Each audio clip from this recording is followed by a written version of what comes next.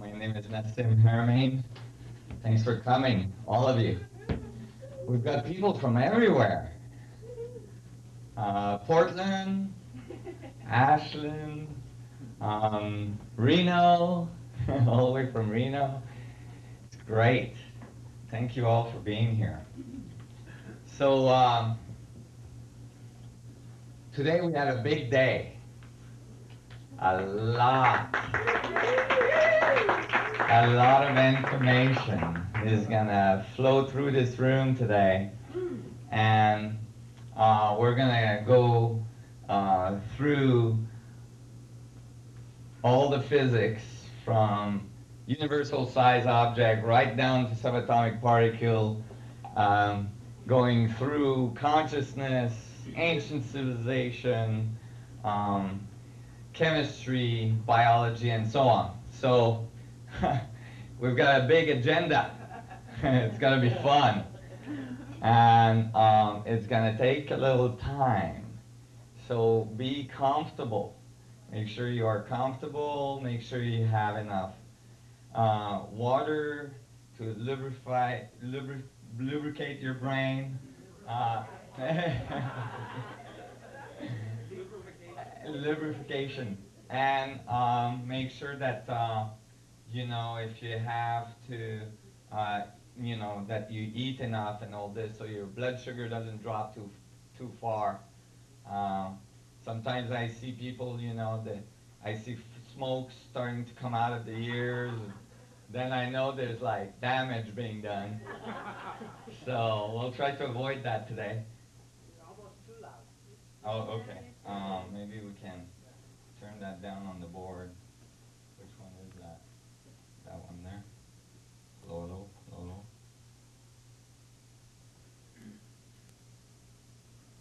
low. Okay. Is that better? Good.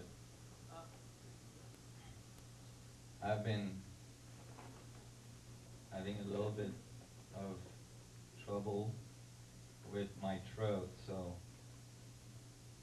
usually I just project, but today I'm going to try to be nice to my voice. Yeah, get good lubrication going. So, go ahead. The break schedule is when I see everybody's turning purple because they have to go to the washroom and stuff, then I'll stop. Actually, if you guys are really exhausted and you need a break, just let me know because I just keep on going. I just go and go for like 13 hours. So, sometimes I forget about the crowd. And so, um, oops. So, but in general, I'm going to try to break um, around 1 o'clock or 12:30, and then we'll reconvene for a little more, and then we'll have lunch around 2, and then come back, and then I have the evening sessions. We might be here for a while. So, uh, I was asked to present a bunch of different things today that I usually don't have time to present, so I'm going to try to squeeze it in. So especially a section on the Knights Templar that I usually don't present. So I'm going to talk real fast. One thing that happens is that when when I'm presenting this information, there's a certain amount of complexity. Although the concepts are really simple and you're going to get them right away, there's a certain amount of complexity. There's a certain amount of rewiring that occurs from things that you've been taught and uh, from just a new way of thinking coming in, and that takes a little bit of time. And what happens is that if you have too many questions that are unanswered, then it starts piling up, and that's when I start noticing people turning, white, and it's like, oh my God, they're gonna explode. And so, because it makes like a dam of all the things that are not figured out. So I'm gonna allow you to like interrupt me and ask questions, but it's gonna have to be like really, really crucial for you to interrupt me and ask questions. Otherwise, I just get interrupted too much and it breaks the flow and it's really hard to get all the information in. So before you ask questions, please think about it or see if I'm going to answer that question shortly after, because commonly that happens. But if it's really piling up and you just cannot go forward in the thinking without getting those questions answered, please just interrupt me. You can start screaming, jump up and down or something. I'll get the signal. So I'm going to go through the information today in a little bit of a chronological way. How I came up with it and how it changed my life and how my life evolved as the information evolved. And you'll see that although this information can get extremely complex extremely fast, the way I learned about it, the way I learned it, makes it easy because it was just a series of logical progression that I teach typically to even 7 years old. And actually, some of the 7 or older kids commonly after the talks come up to me and say, "Are you sure the other physicists don't think this way?" And I'm like, I really checked it out. I spent 20 years checking it out. They really don't think this way. And it boggles their mind because it's kind of obvious and it's kind of instinctive. It's not kind of instinctive, it's instinctive. And it's a funny thing that like commonly now, they think of these thoughts as counter-instinctive. But I think they're quite instinctive. And they got counter-instinctive as a result of confusion. In the early ages, when we learned some of the foundations of our reality at school. So that's really what happened. At the age of 7, I had a bunch of esoteric experiences, and we're not gonna get into that. But I had an intuition, and I definitely had experiences that told me that there was something else than the reality we observe. That like the reality we observe is just like a little bitty part of what's going on. Just like if you'd like the electromagnetic spectrum has a section that we see, and then there's a whole bunch we don't see. And the part that we don't see has huge impact on the physics of the part that we see. And I felt that very early, until they discovered, for instance, X-ray and infrared and long wavelengths and so on. They thought that all there was the visible spectrum. And, it became clear later on that there wasn't, that there was much more. And I think that it's becoming clear now in current physics that there is a whole bunch of stuff going on that we're not aware of that is actually generating the part that we are aware of. So when I was 7, I noticed this. I had experience that made me notice this. So when I got to the age of 10 and I got into my first geometry class, and the teacher went to the blackboard and said, "Today we're going to learn about dimensions," I thought, that's it. Oh my God, finally somebody's going to explain to me what's this other world about, these other dimensions that I felt were present. I got really excited. I was like, oh my God, finally an adult that's going to talk about something real, and something that makes sense to me. So the teacher started the lesson, and I got really, really disappointed. He didn't tell me anything about the dimensions that I was experiencing earlier on in my life.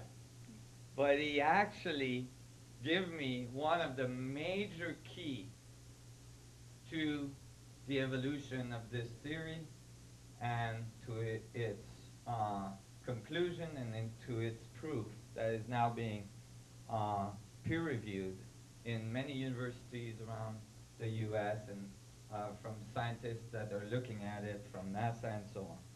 So it's really exciting. And that, at the age of 10, made a huge difference. What the teacher did is he went to the blackboard, and we'll call this our blackboard today, and he made a dot. And he said, the dot is dimension 0, and it doesn't exist.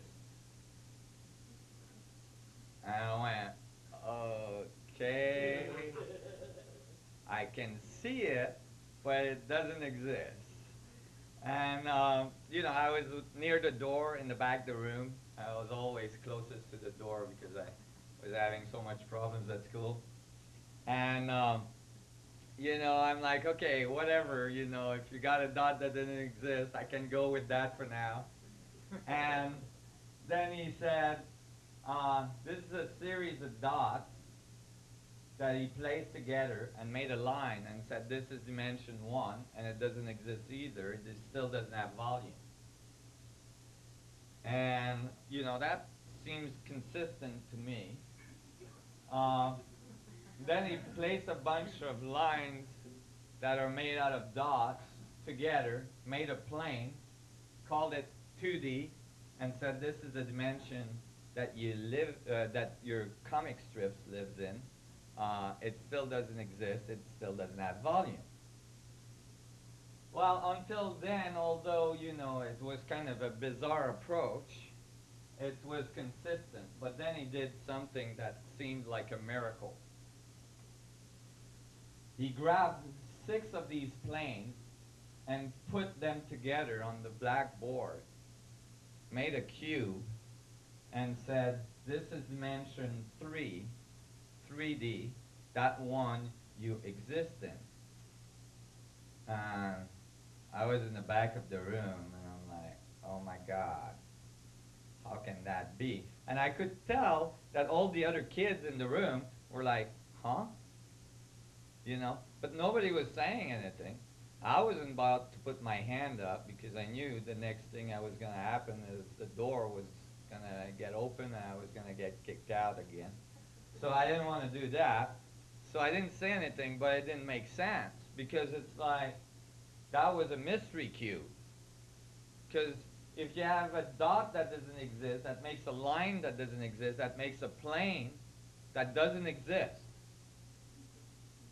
You slap 6 non-existing planes together, you don't get existence. All you get is non-existence to the 4th. Okay? It's got nothing to do with existence. You just got a bunch of non-existing dots together, so nothing exists. And that was not logical. I have a tendency to be an extremely logical human being. And it turns out that Buckminster Fuller, I found out later, had the same problem at school. He wrote about it in his book. And he didn't understand how this worked neither, and he didn't thought it was correct. And actually, through my research, I found that this is an ancient riddle. It's mentioned in ancient manuscripts that are from the Middle East and so on. And there is all sorts of treaties about this problem, although this problem is the foundation of our understanding of physics and dimensions. And all of our knowledge is actually based on it. And it creates a lot of problems. This simple riddle that is unsolved has generated a whole set of distortion in our societies and in the way we do physics and the way we understand the universe and how we relate to it. And we're going to see that today. We're going to see this error just come back and bite us in the butt every time we come around the corner. You all following this? Yeah. Well, okay. Well, I was going home from my school that night, and, I had an hour and a half bus ride back home. And that's because I kept on getting kicked out of the schools closest to my home. So I had to go further and further, and some physicist once told me, actually, I was furthering my education that way. And I thought that was true because I had all this time to think when I was in the bus. So I was thinking and thinking, and I was going in this bus, and I'm like, I'm not living another day without solving this. I had no idea that nobody had been able to solve this or anything like that. Nobody told me it was not solvable. Nobody told me I shouldn't be working on this when I was 10. So I was in my bus going, I cannot survive another day on this planet without knowing what the heck a dimension is. And what is this dimension I'm in? And what are these other dimensions I'm experiencing, or these other energies I'm experiencing, and so on. So I'm thinking and I'm thinking and I'm thinking, and I've got a goal in my head that I'm going to solve this before I get off the bus. So the bus is getting crowdier, and, it's like more and more people in there, and it's getting really kind of tight. I'm like sitting on this little bench, and I'm getting squashed, and I'm getting really uncomfortable, and I'm trying to think about all this, and I'm like, I got to find a solution. And at one point I thought, well, maybe I should like try to get my mind out of this bus because it's just getting too crowded in here. So I started to expand my mind, and I rose above the bus, and I saw, in my mind's eye, I saw the bus becoming a dot. And then I rose further, and I saw the Earth becoming a dot. And I rose further, I saw the solar system becoming a dot. And I rose further, and I saw the galaxy becoming a dot. And then I flew back into the galaxy, into the solar system, and back into this, I saw the Earth, and then I saw the bus, and I found the bus and flew back into my body. And I thought, wow. And I looked at my hand, and I went, I flew into my hand in my mind's eye, and I saw it was made out of dots. I didn't know those were called cells, And then I flew into one of the cells in my mind's eye, and I saw that cell had to be made of thousands of little dots we call atoms. And I flew into, actually, billions of little dots we call atoms. And then I flew into one of those dots, and I saw that inside the atom there was a whole bunch of other dots in the middle, and so on. And actually, that was my first glimpse at the fractal nature of the universe. And I thought, oh my God, I know how to solve this. It's a dot within a dot within a dot to infinity. And the only thing that exists is the dot. Within each point, all information is available.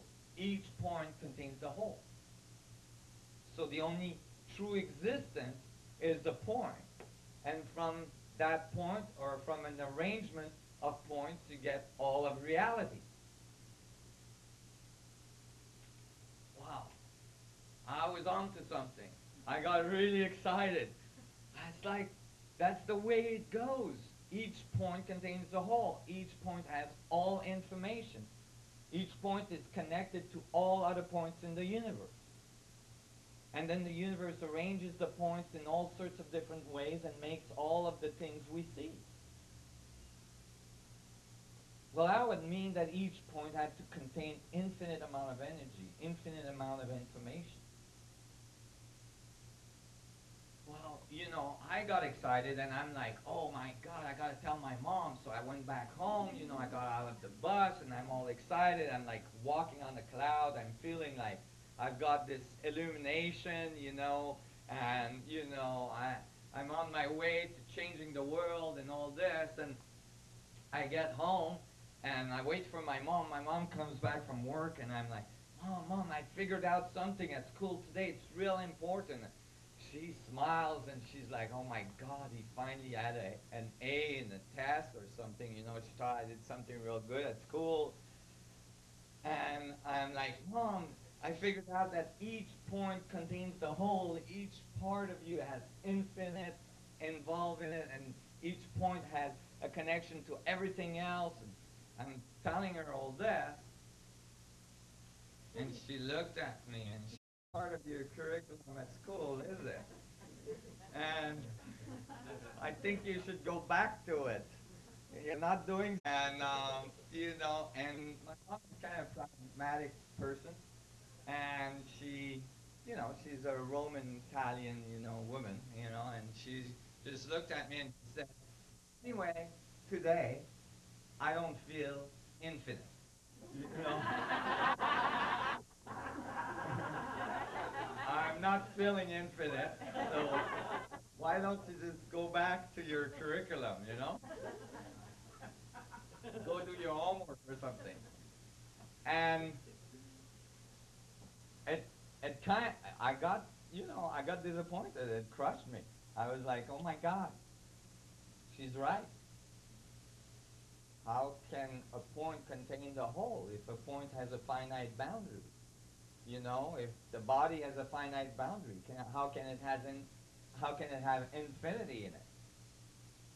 So I was like, oh, I gotta go back to the drawing board on this one. And I was like, that doesn't really work. How do I do this? Well, it turns out that that's gotta be one of the largest errors that is going on in our understanding of physics and our understanding of the way the universe functions and our place in it. That is, that infinity and finite system are opposites instead of complementary. But how can a finite system and an infinite curvature be complementary? How can the two be together? I knew when I was 10 that there was a solution to this because I knew I was right because I had seen it in my mind's eye. I instinctively knew it. Actually, most children I talk to, if they haven't gone through that first lesson of geometry, know this. They think of the universe as infinitely big and infinitely small, all embedded into each other to infinity. In general, they think of that as being quite logical. The kids are not the only people that thought of this. Um, do we have sound on the computer? One famous physicist, Carl Sagan, wrote a book called Contact.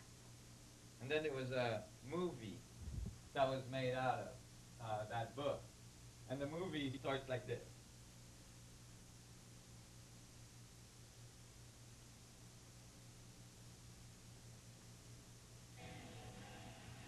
Thank you.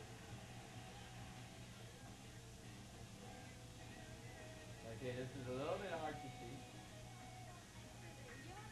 It's the edge of the Earth. There we go.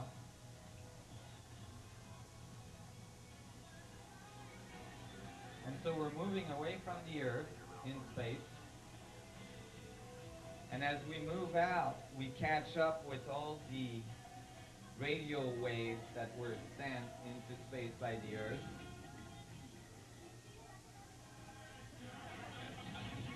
So it's like almost going back in time.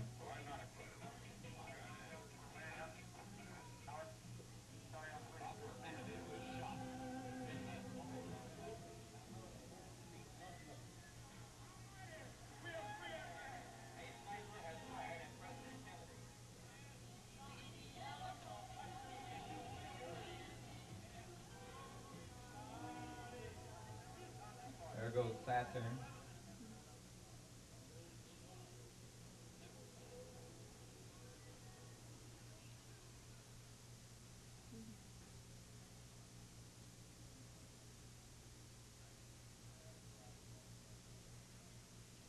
Now we're exiting our solar system.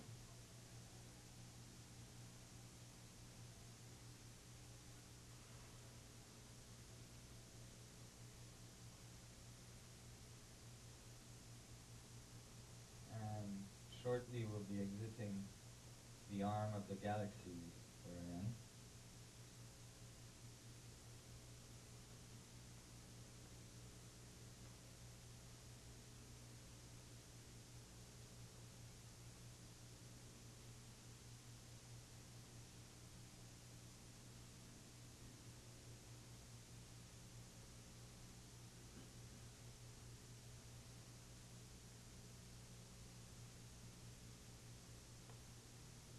Here's our galaxy center.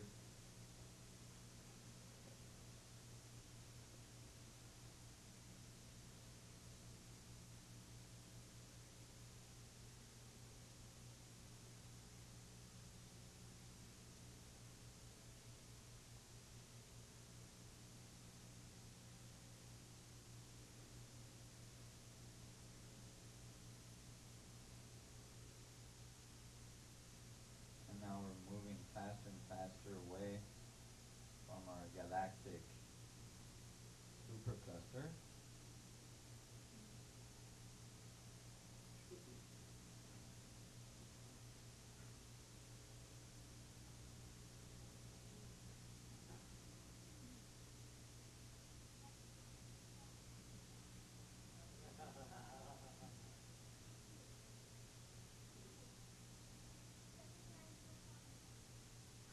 So the concept of a universe within a point, was there quite definitely described.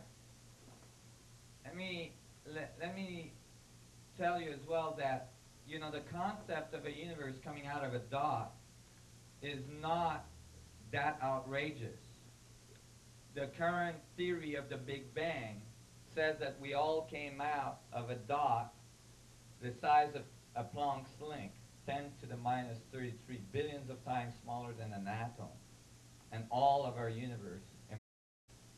The only difference here is that this view says, no, it didn't all emerge from one dot that decided to make a universe. All dots contain the possibility of a universe in it. All dots are connected to all other dots. And so here, then Hollywood came up with their version of this concept. And since they're the man in black, they have much faster technology. They can move much faster than anybody else. So that's the end of Man in Black movie. They have extreme speed because they got all that alien technology.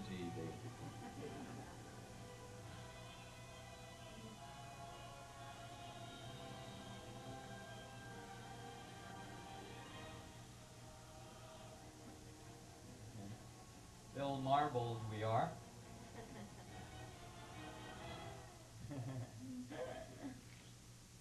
So these concepts have been around, except they've never really been understood because, again, how do you fit infinity in a finite space? And it's crucial that we understand how we did it. Well, when I grew up, eventually, I found the solution. I found the answer to this. The solution is what is called a fractal. And I'm going to show you very, very simply how infinity fits into finite. How infinity and finite systems are absolutely complementary. And that each point has the potential of having all information in it. I'm going to show you this in a geometrical way, so it's really easy to understand. And it just happens that the way I'm showing you this turns out to be very crucial to the way systems are organized and generate the geometry of our reality everywhere we look. So we're going to make a boundary, a circle, and inside it we're going to inscribe a tetrahedron, or an equilateral triangle in this case. The boundary could be a sphere, and the middle triangle could be a tetrahedron. Okay? So this you can visualize in 3D space, in spherical coordinates. Now, the universe is polarized, positive, negative, male, female, white and black. So this has a polarity, right? And generates a reverse equilateral triangle. Now, I'll give you a hint to the ancient civilization part of this lecture we're going to have today. Right away, we have one of the most commonly found symbols in all ancient civilization around the world. A circle with a double triangular polarity inside it, commonly referred as the Star of David, or the Shield of Solomon, the Star of Zion. It's found on the on many walls around the world of ancient civilization. Now, if you keep adding triangles, you get smaller stars, smaller stars of David. And then you can keep adding them again, and you get smaller stars again. Now, at each level of the fractal, you're going to generate a boundary. This is an important part to understand. Each level generates a boundary.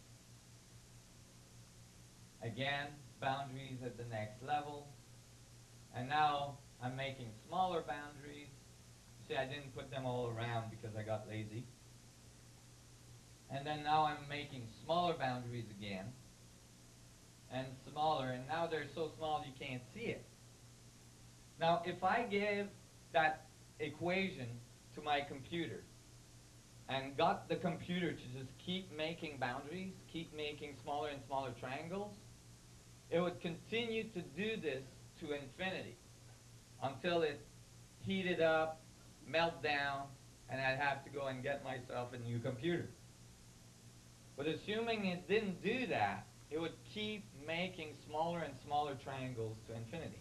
And I could give it a code so that every 5 iteration or 6 iteration, it would zoom in so you could see it again, and then starts making more triangles, and then zoom in, and then so on to infinity.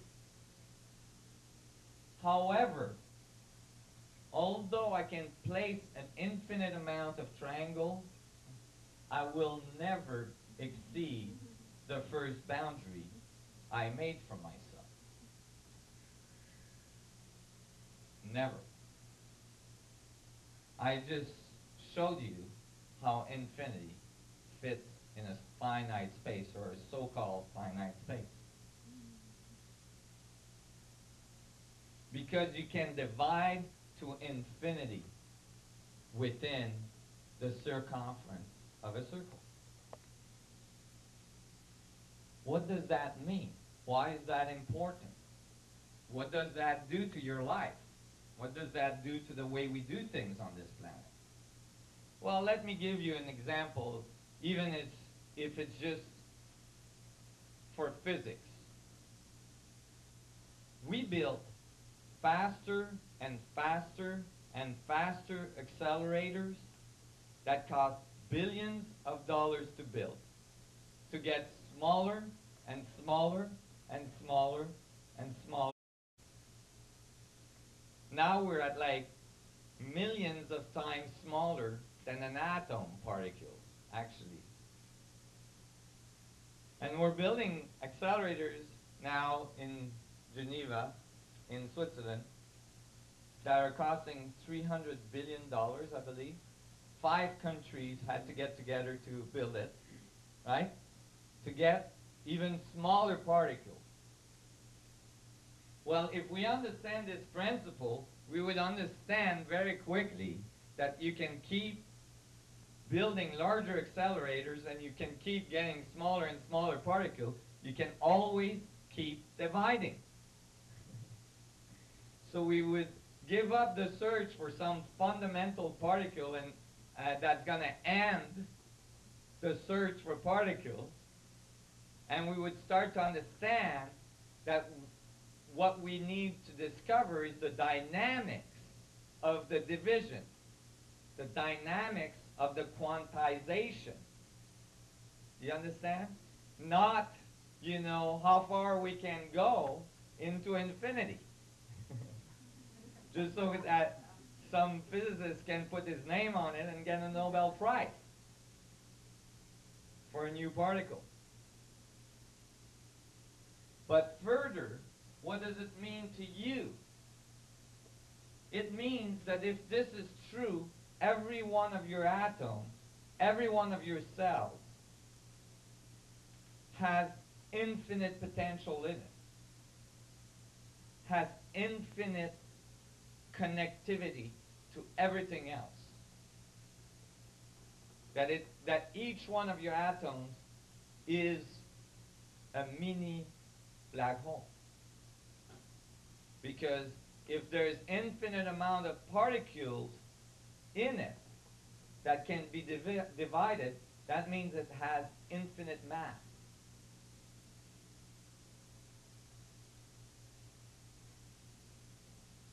Most people say, I can't envision infinity. If, you know, it's a good point. You know, you might have to take a lot of coffee in the morning or something. But it's like, I can't visualize infinity. If it's true that I have an infinite nature inside of me, how is it that I can't see it, that I can't visualize it? That's a good point. Well, the reason is that most people try to envision infinitely large when they think of infinity. So that is limited by your senses because it's external to you.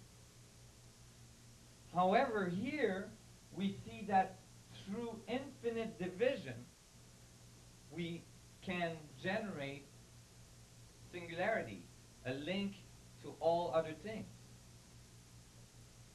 So when you try to visualize infinity, you might want to turn your senses inwards and go towards the infinitely small that's contained in all of your atoms and all of your cells. Well, just happens that all of the masters that have walked the earth have been trying to tell people about turning their senses inward through meditation, prayers, and so on, to connect with their infinite nature. The Buddha, Jesus, all these people said the temple of heaven is within you and within everything. That's the description of a fractal, my friend. The thing is that it was never appropriately applied to physics. It has huge repercussions in physics because it completely changes the way we look at the structure of reality if everything contains the whole. So you see, already, this is a key to understanding your nature and your potential. How many times in the year do you turn your senses inward and connect with your infinite nature?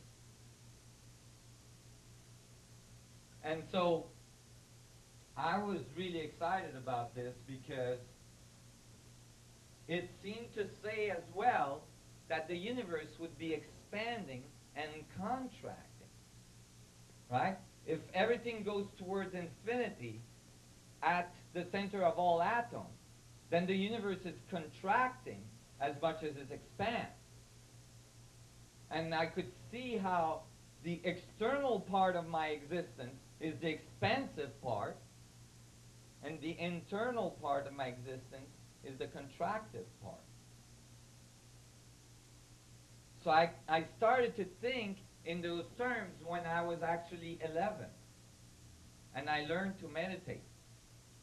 A young master of meditation from India taught me to meditate.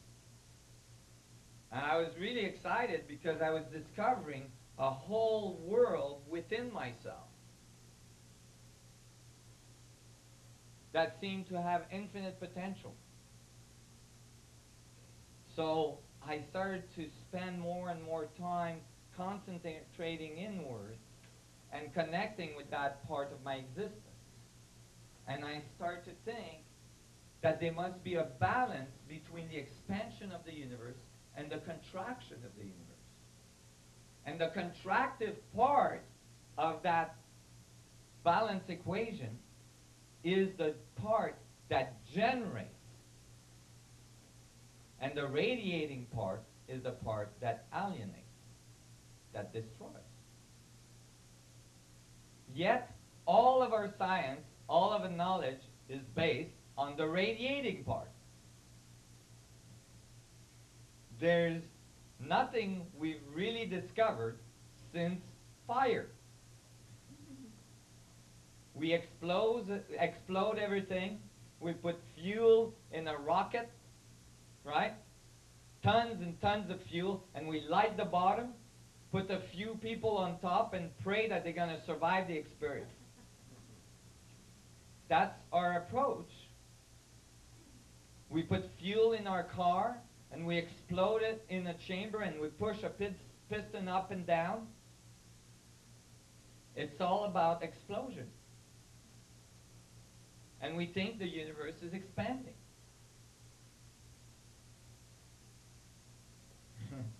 When much later, I was brought to Georgia Tech to have a conference, kind of a debate with other physicists. These are very well-known physicists, highly regarded, older people that had their students there. And we were talking about things. Some of the students were there. They came in and out. We were, looking at equations. We had all this stuff on the big wall there, on the blackboard. And I showed up with this book. This is the only book I had with me. I had maybe another few, but that was my main book. It's called Gravitation. It's a classical book about relativistic equations. It's written by Messner, Thorne, and Wheeler. Those are legends of physics. Wheeler having worked with Einstein and so on. And it's a brick, you can see. And that's why it's called gravitation. When you pick it up, you know everything you need to know about gravity. And I was going through all the equations, and I could see that the physicists were starting to get upset with me. I was, kind of going through, the way they think of the universal dynamics and the universal expansion and all this. And I finally said, okay, if I understand your model right, and I opened Gravitation on page 719, and I said, if this is correct, then the universe is something like this, which they show you after about 1,000 equations. The model for our universe is a balloon with pennies glued to it. So what you do is you take a balloon, you take a bunch of pennies, and a glue gun. And you glue the pennies to the balloon, and the pennies represent galaxies. And then as the balloon inflates, the galaxies move away from each other. generating the universal expansion we observe with the Hubble.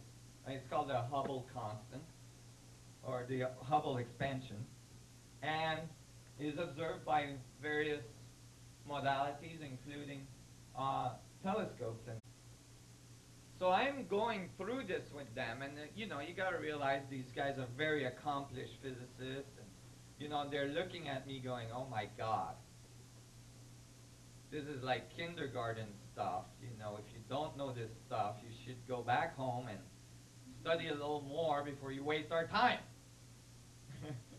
And so I was like, well, you know, what I want to know is where is the equation, because I really looked through all your stuff, and where is the equation for this guy?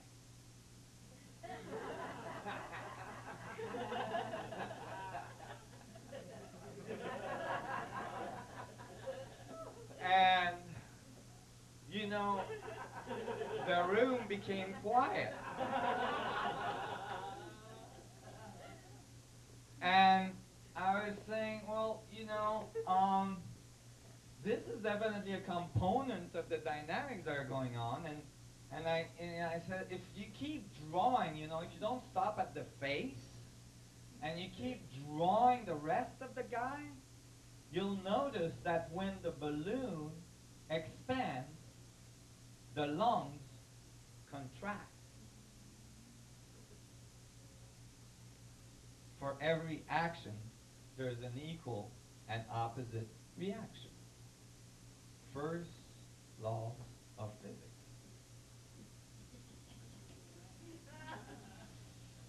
That hurt.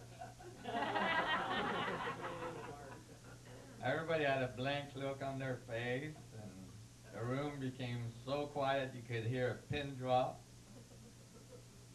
And I could see my dear friend and sponsor across the room going, "You're doing damage."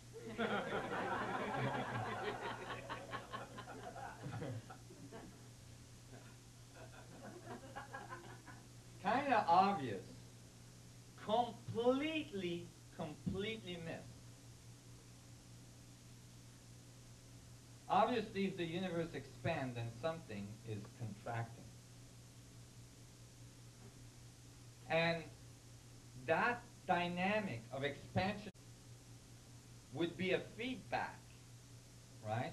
Expand, contract, expand, contract. And it would have a very specific topological structure, meaning it would look in a very specific way. It would have very specific dynamics for things to be able to expand and then contract and so on. So, you know, when you think about it, and I was thinking about it for years, if you radiate, if you look at the universe, you find that everything in the universe radiates. What does it radiate in? In the vacuum. The vacuum of space. Well then, the vacuum cannot be thought of as empty, can it? Because no energy is lost, no energy is gained. So if all the suns, all the stars, all the galaxies, all the black holes, everything we see radiates into the vacuum, then the vacuum must be full.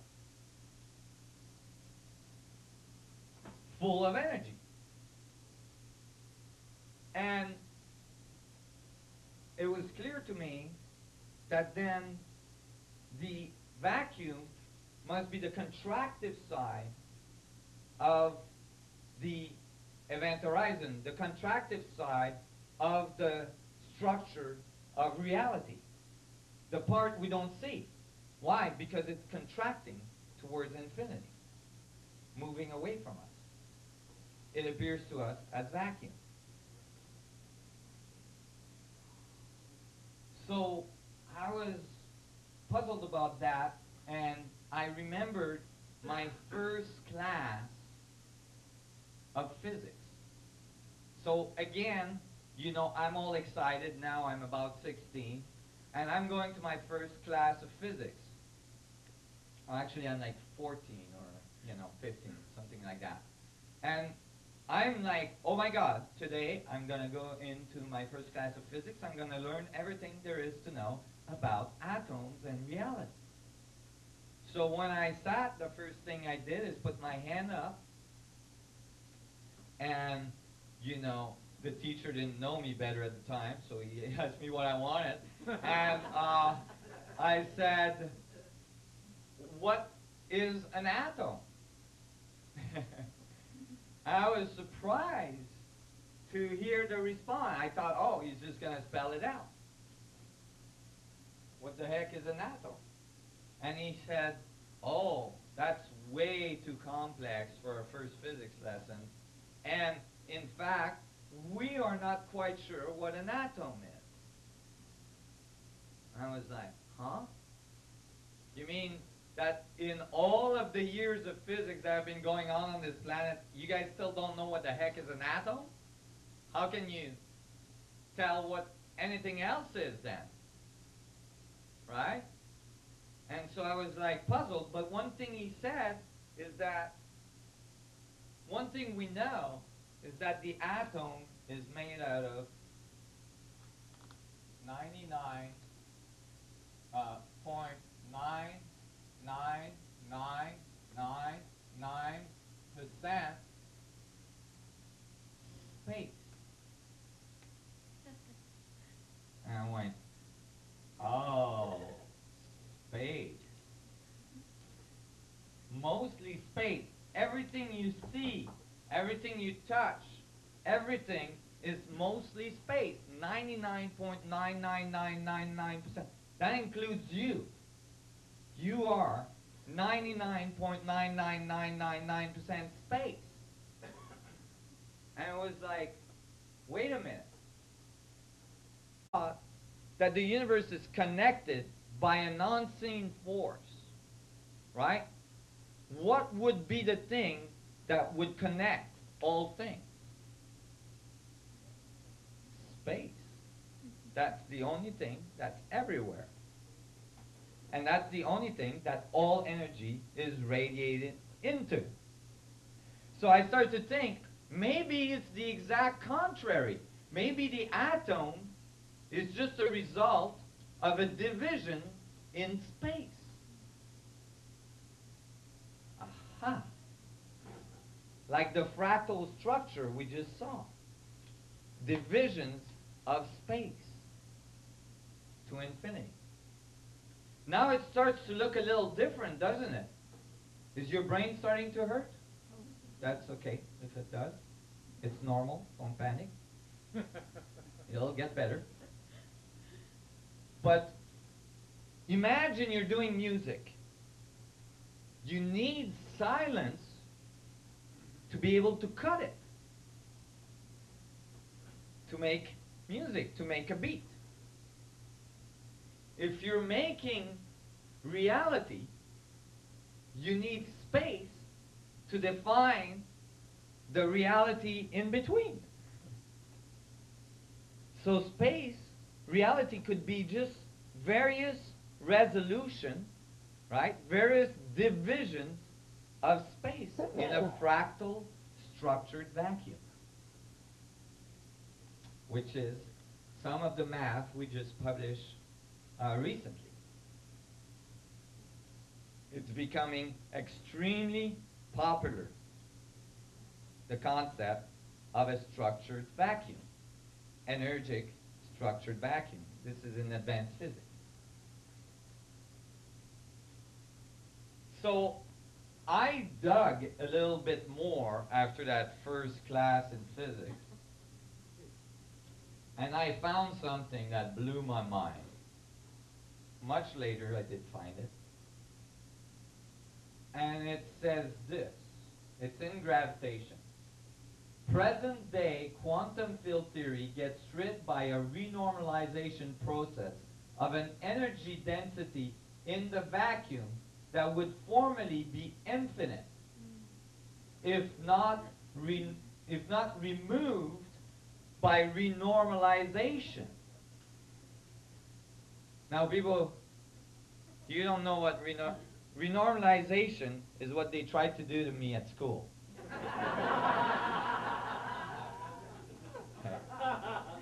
It didn't work so good, can you tell? We'll talk about renormalization in a minute, but here, energy density in the vacuum that would formerly be infinite. That means that current day physics for subatomic particle, quantum physics, has to have a huge amount of energy in the vacuum for all their physics to work. Why do they try to remove it by renormalization? I'll explain that right now. There is two infinities in physics. That sounds like a misnomer, but that's the way it is. One infinity is infinitely small quantities. You know, you mix this quantity with this quantity and you approximate it, and you know, infinitely small. At one point you say, okay, well, it doesn't matter, it's just bits, you know, like infinitely small. It's okay, you can ignore infinitely small. And then there is another infinity. That one has a highly technical term that is found in physics books, and that term is nasty infinity. Yes, it's used in physics commonly. Nasty infinity is not infinitely small, but infinitely big. When you find something that's infinitely big, you can't just say, oh, I'm just going to ignore that. Right? I'm just going to ignore infinite amount of energy. I don't think so. You got to do something with it. And that's why they call it nasty, because it's like, oh my God, what do? We've got infinite amount of energy in the vacuum. You know, nobody's going to believe us. So there's a thing in physics is that if you find nasty infinity, you got to somehow get rid of it. And if you don't, then your theory is no good. It's discarded. And the way they came up with a way to get rid of it is that they use a renormalization process. Basically, they take the infinitely large number and they cut it. Okay? And then they try to shove it under the carpet somewhere, and they don't talk about it. So basically, you can graduate with a PhD in physics and never have heard that the vacuum density is infinite at the Planck's distance.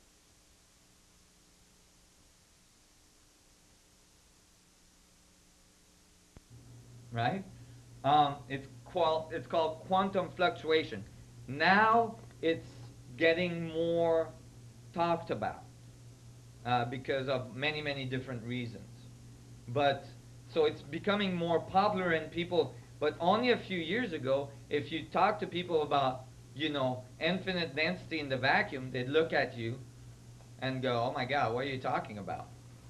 They think you're talking about a vacuum chamber in a laboratory somewhere. So I was, you know, so how did they renormalize this? Well, they took a thing that's called a Planck's distance. And I'm not going to go into much details on how they derived this number. But it has to do with the Schrodinger's equations. And the Planck distance is 1.616 multiplied by 10 to the minus 33. This is a small, small, small little dot. And basically they say this little dot is the smallest thing the universe does. Right? We'll make the dot. See? Here's my Planck's length. And they say the universe goes to that small and then stops. It's like, I'm done. I'm out of here. This is way small enough. I ain't doing nothing smaller. Okay. And then what they did is they went and see how many of these Planck's lengths, right, would fit in a centimeter cube of space, to try to renormalize the infinite density of the vacuum, to get a closed number. So they stacked the Planck's length into a centimeter cube of space, basically, and calculated that the density of the Planck's length would have to be 10 to the 94 grams per centimeter cube. 10 with 94 zeros of these Planck's length in a centimeter cube of space. Well, now they had a finite number. But what is that finite number? Let me give you an idea.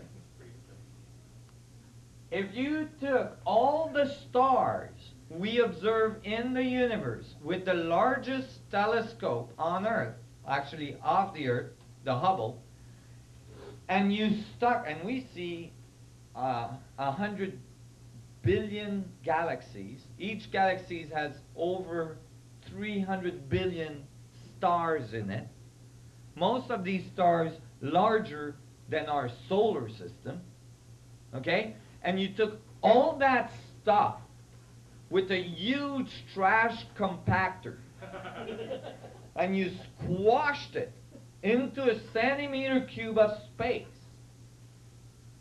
you still would not have 10 to the 94 grams per centimeter cube of density. You'd still be short. Okay, so you guys got a finite number. It sounds pretty infinite to me. Maybe we should learn to deal with infinities instead of trying to renormalize them. Because you know, people got Nobel Prizes for this. So 10 to the 94 grams per centimeter cube is actually what's called the vacuum fluctuation density in quantum space. Meaning that the vacuum is not empty, it's extremely dense. But why does it feel like the vacuum then? It doesn't feel so dense, either after, you know, a night at Burning Man. With what happens there, you know, how can the vacuum be so dense? Well, if the vacuum is everywhere and infinite in nature, then it's in perfect equilibrium. And if it's in perfect equilibrium, there's no way you're going to feel it. It can have infinite forces in it, but if it's in perfect equilibrium, you're not going to know it's there. Just like a fish inside the ocean, in the water, will never know it's in the water until you take him out of the water and it feels a different density. We have no way to feel a different vacuum. So we think of the vacuum as empty, when actually it's full. And you can come to those conclusions yourself by simply realizing that if everything is radiating in the vacuum cannot be empty. So I was, you know, amazed, and I'm like, Okay, well, let's go with this. The universe is expanding. The vacuum is contracting to infinity. And all of reality emerged from the feedback between expansion and contraction. It becomes really clear then that the expansion part would be the electromagnetic radiation part of the universe, and the contractive part would be the curvature of space-time and the vacuum energy going towards singularity at the center of the system. So, yeah, I'm gonna elaborate on it. It became really clear, well, basically, that if there is an expansive and a contractive part of the universe, the expansion part is what we see as reality, which is the radiating electromagnetic emission that we see. A star, a planet, an atom, all radiate energy. That's why we see it, right? And the contractive part that we don't see would be the vacuum energy curving, space-time curving into it, generating singularity, generating the gravitational field. So now I had an inkling about the relationship between electromagnetism, radiation, and gravity. Gravity goes into the singularity. Gravity going towards singularity. Space-time curving towards singularity. Now, I later realized that that wasn't that outrageous of a thought. Because when Einstein wrote his field equations, he didn't solve them. Einstein just wrote the expressions. It's 10 differential equations.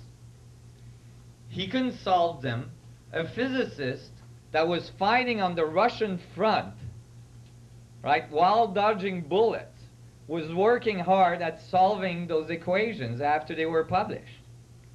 His name was Karl Schwarzschild. And he generated what's called the Schwarzschild solution. As soon as he solved Einstein's field equation, he sent a paper to Einstein with the results. And Einstein presented it to the German Academy of Science, and it became the first solution to Einstein's field equation, which we still use today. Karl Schwarzschild died 2 weeks later on the front and never had time to give further complexity to his solution. Basically, he did it without rotating the field. At first, he was trying to estimate, so he didn't have a rotating metric. And we'll see a little bit more about that later. But the first solution to Einstein's field equation was a black hole. It's called a Schwarzschild singularity. It made a black hole. But because when you go towards singularity with Einstein's field equations, they go to infinity, nasty infinity, that part is ignored. It's called the unsolved nonlinear part of Einstein's field equations. So we use only the weak part of the gravitational field. The part that's not curving very much towards singularity. The part that's much weaker on the outside of singularity. You guys see where I'm going with this? Oh my God. Big omission. Infinite amount of singularities just scrapped because it didn't fit our concepts. So I started to think, well, okay, if the universe is expanding and the universe is contracting, then there's got to be geometry to describe that. There's got to be a structure that describes the contractive side. The expansion side was pretty easy to figure out. If things are expanding from a point, from a center, then they must be expanding radially. It must make the geometry of a sphere. Right? The expansive part being a geometry of a sphere. That's what we see. A sun, a planet, a galaxy. Galaxies have galactic halos that are perfect spheres around them. Atoms, cells, whatever. Spheres. So we see the sphere part because that's the expansion part. But what I wanted to know about was the contractive structure of the vacuum. Why did I want to know about that? Because if I understood the structure of the contractive part of the vacuum, then I understood the geometry of the foundation of creation. Do you guys follow me there? Because if that's what creates, if that's the general active thing, that's the thing that holds things together, then that's the key to the force of creation of all things. If you have a sphere or a ball on the end of a rope and you spin the rope, you're going to feel a force outside pulling away from your hand, right? That is not a true force. It's called centrifugal force. It's not a true force because the only reason that force is occurring is because the ball is attached to the rope, which is attached to your hand. The centripetal force, the force that's holding the ball to the center, is what's making it go in a circle. Without the string, the ball is going straight and there's no force. You guys follow me? So actually the force that holds to the center is the primary force from which the illusionary radiation occurs. Do you see what I'm saying? I mean, that has huge implication in philosophy as well. Because if you go inward, deeper and deeper, then you would expect more and more radiance to occur. Because you have a feedback relationship between the internal gravitational collapse and the external expansion of the electromagnetic field. So I was really excited about that, but I didn't know what was the geometry or the structure of the collapse. I knew one thing, is that the geometry of the collapse had to be in equilibrium. So I looked and I thought, well, if the sphere is the highest volume possible, which it is,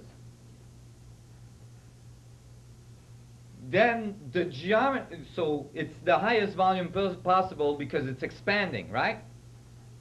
Then the geometry of the collapsing vacuum must be the smallest geometry possible. The smallest volume, the volume that's collapsing. And that is a tetrahedron. Everybody here knows what a tetrahedron is? Okay. While I'm traveling, it's kind of hard to bring all my models. But this is a double tetrahedron. Okay, there's two there. Actually, there's 8 making an octahedron in the middle. but we're not going to get too complex here. If you have a tetrahedron, you have four faces, four equilateral triangle face. It's like a pyramid with a triangle base. Okay? It's like three triangle faces with a triangle base. It's the smallest volume possible. And thus, that had to be the final geometry of the collapse. Well, you know, when I was thinking about these things,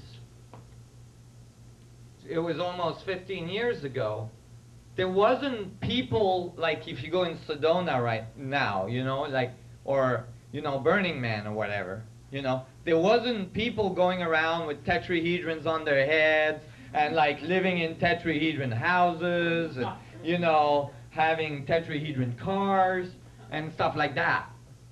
You know, at that time, nobody even knew what the heck was a tetrahedron. I mean, it was not so common, although, you know, that comes all the way back from the Pythagorean school and then Plato schools and so on.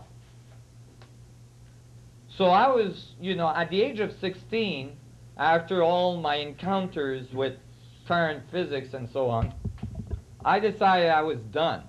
And it's great because I just went to the Einstein exhibit in New York and found out that Einstein did the exact same thing and quit school at 16.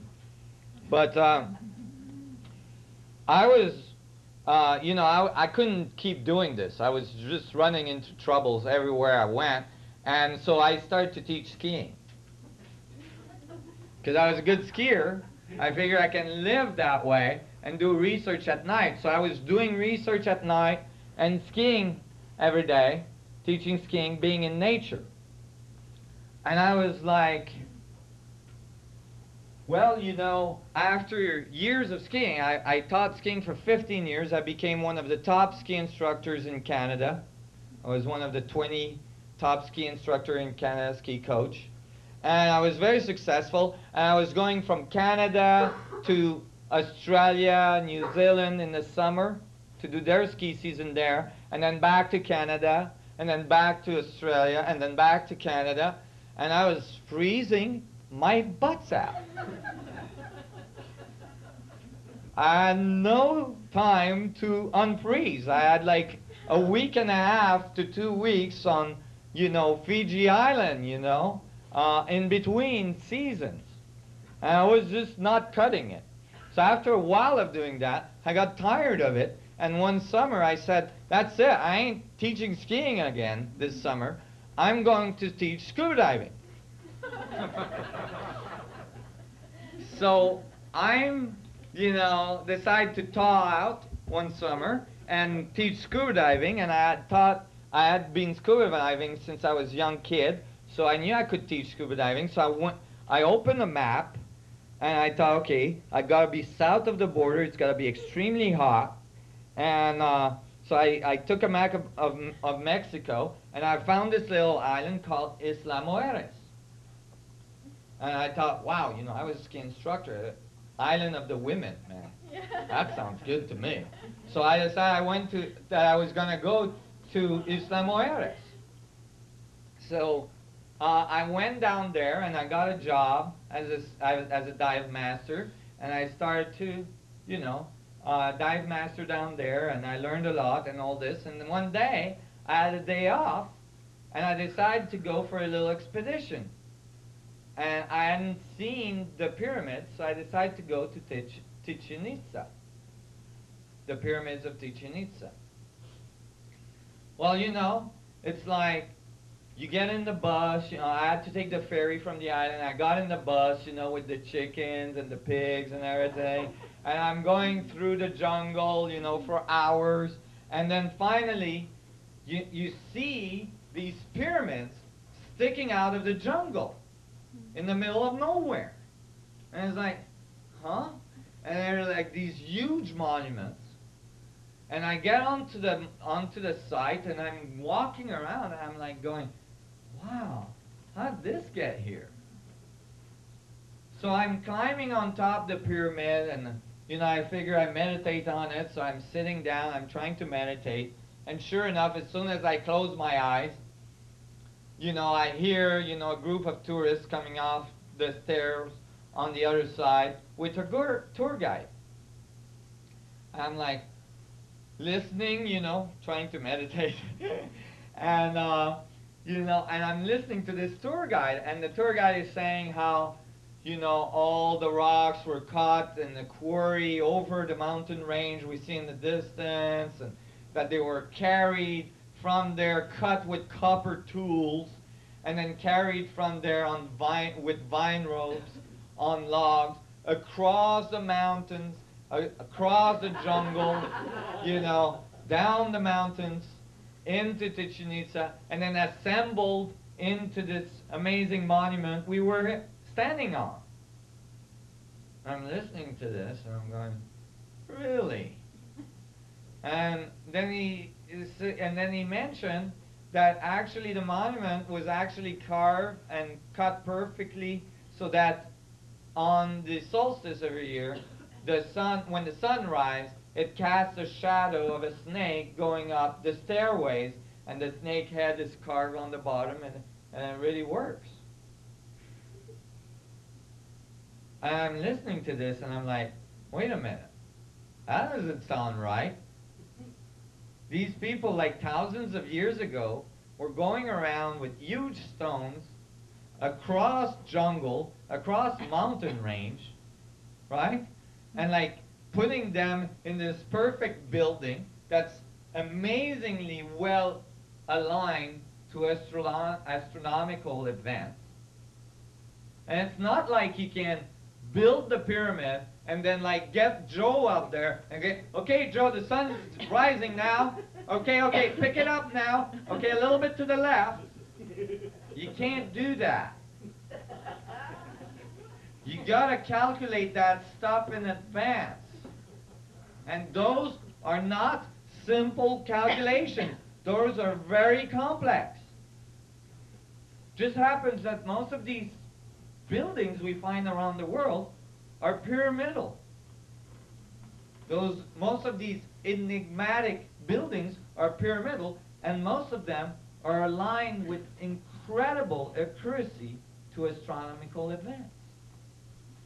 So as I was listening to this, and I'm a climber as well, and I know rock, and I know that you can't cut rock with copper.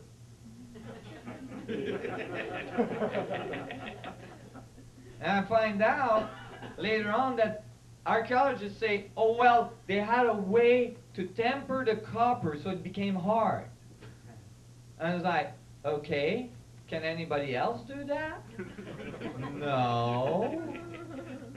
You mean that with all the millions of dollars that are invested in research and metallurgy, nobody is able to harden copper, but the ancient people thousands of years ago could do it?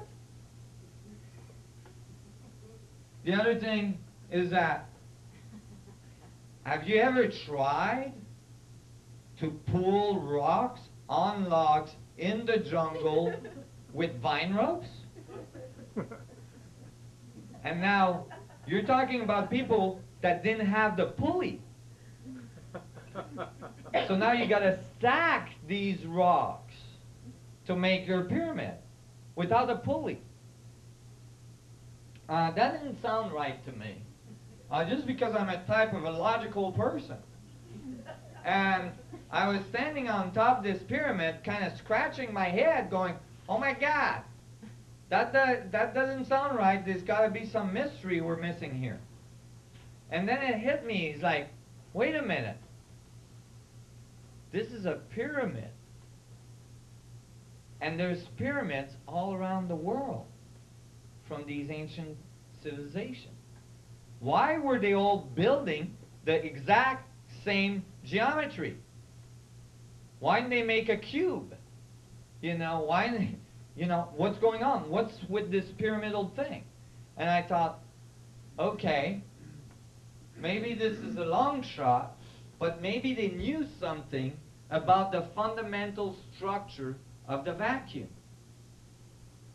Maybe they knew something about the logos of reality, the fundamental structure from which everything emerges. And maybe pyramids are involved in that. So when I got back home, at the time I lived at Whistler, Canada, a big ski hill, I went to my local library. Well, you know, in a ski resort, library is not, you know, so elaborate. But I was looking for information about ancient civilization, and the first book I came across was titled Mystery of the Mexican Pyramids by Peter Tompkins. And I thought, oh, that's a good title. Definitely is a mystery there. And I opened it randomly, if there is such a thing. And when I did, this graphic, this is not my graphic, this graphic was on the page. A tetrahedron within a sphere. Well, I had spent by then a very long time coming up with the idea that a tetrahedron and a sphere must be part of the geometry of reality. And it was the base of my theory. And to find this in a book that talked about ancient knowledge was crazy. I'm like, oh my God, they beat me to it by 2,000 years. Dang, I was going to copyright this.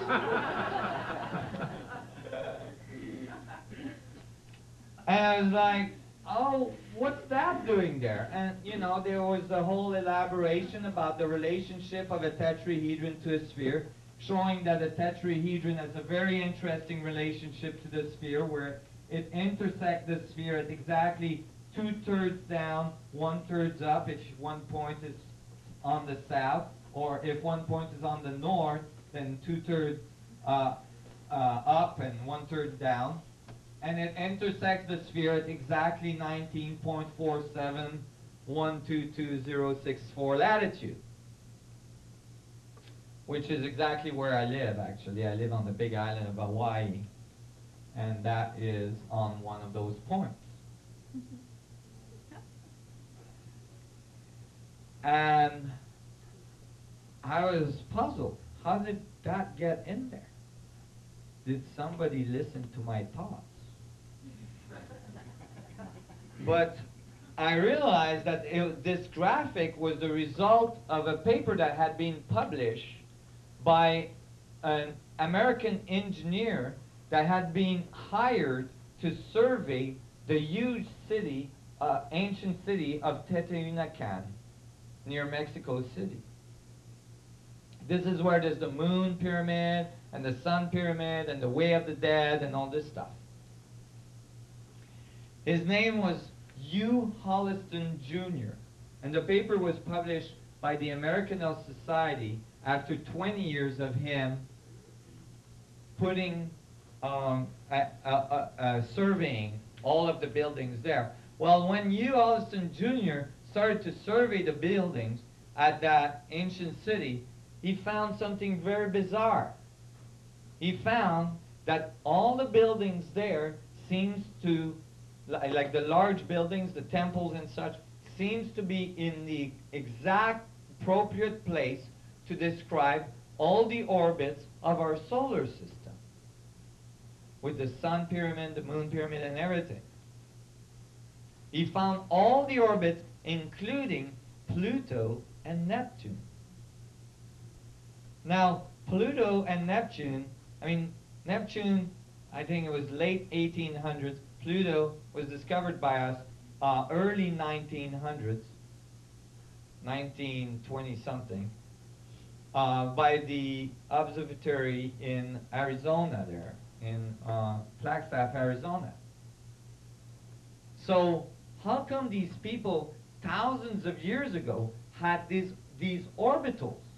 Not only did they know these planets were there, but it the appropriate placement to generate their orbits.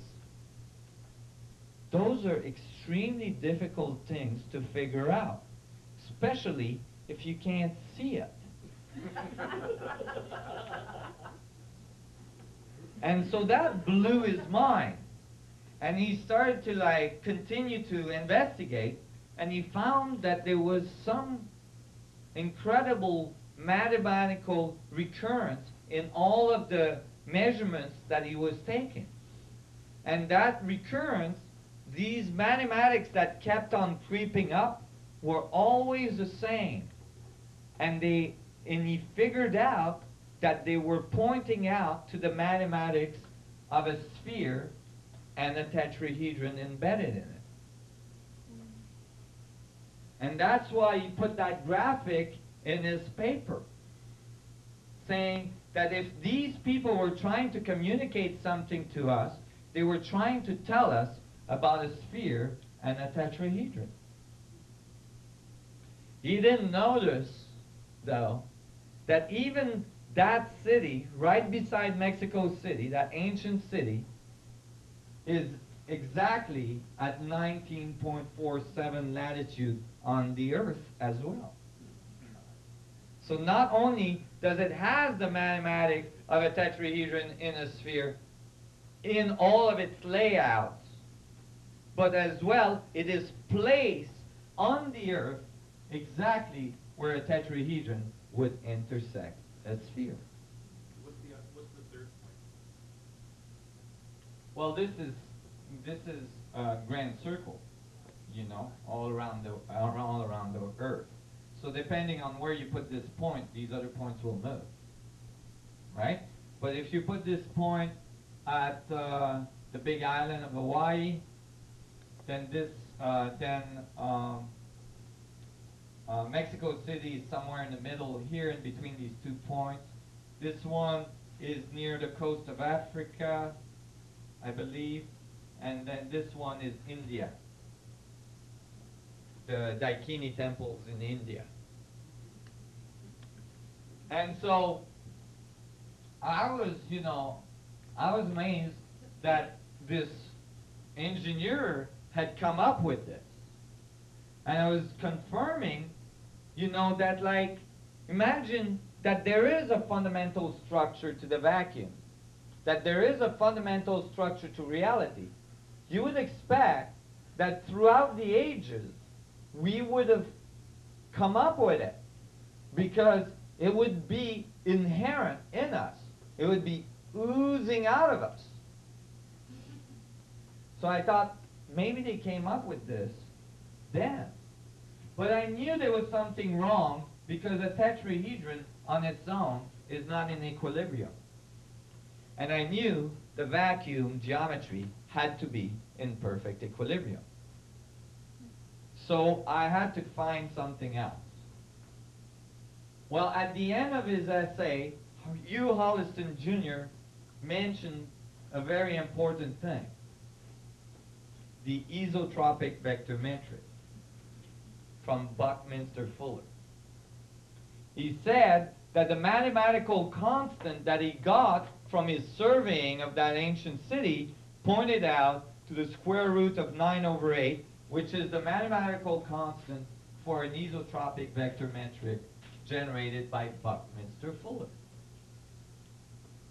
Bucky thought that this metric was the fundamental mathematical blueprint of the universe. Well, Bucky was quite eccentric. However, many of the things that Bucky came up with were later confirmed. So he's getting more and more acceptance of his work, although he's not around to appreciate it anymore. But the blueprint of the universe, he thought, was the isotropic vector metric. What is this thing? It's 10 tetrahedron on the bottom. This is called a 4-frequency isotropic vector metric. So 10 tetrahedrons on the bottom, 3 in the middle, I'm sorry, 6 in the middle, 3 on top, and then 1, making a huge tetrahedron on its own. Can everybody see this? So there's actually 20 tetrahedron in an isotropic vector metric. And if you take only one face of the isotropic vector metric, right, just a plane of it, then you have 4 faces on the bottom, 3 faces on the second level, 2 faces on the third level, and 1 face on top. Everybody sees this? Okay. Well, when I found the isotropic vector metric, I thought, well, I'm interested about negative space. So let me take off the tetrahedrons and see what's in between them. So I did that, and when I did that, I realized what was in between the tetrahedrons. They're octahedrons. Do I have a little octahedron somewhere? No, I don't. I guess it got destroyed. The glue, while I was traveling, melted with this 108-degree heat we've been having. So I lost some of my models. But an octahedron is a pyramid with another one below it. Emphasis on the word pyramid. So I was happy to find that the pyramidal geometry was present between the tetrahedrons. Can everybody see how an octahedron is 2 pyramids base to base? If this is one point of the pyramid, then the base is here, and it's a square base. It looks rectangular because it's in perspective. And the other point is here, right? 2 pyramids base to base. There is a bunch of them together, but when I did this, I realized there was something weird. There was something weird in the middle of the metric, because the metric is called isotropic. So you would expect that it would be always in balance, that it would always be in symmetry. But there was a symmetry in the middle. I found 4 reverse tetrahedrons pointing down and rotated 180 degrees. And they didn't belong to the octahedron, and they didn't belong to the tetrahedrons that made up the outside or the metric. So there was a bunch of these, there was 4 of these tetrahedrons completely out of place, creating a symmetry in the middle of symmetry.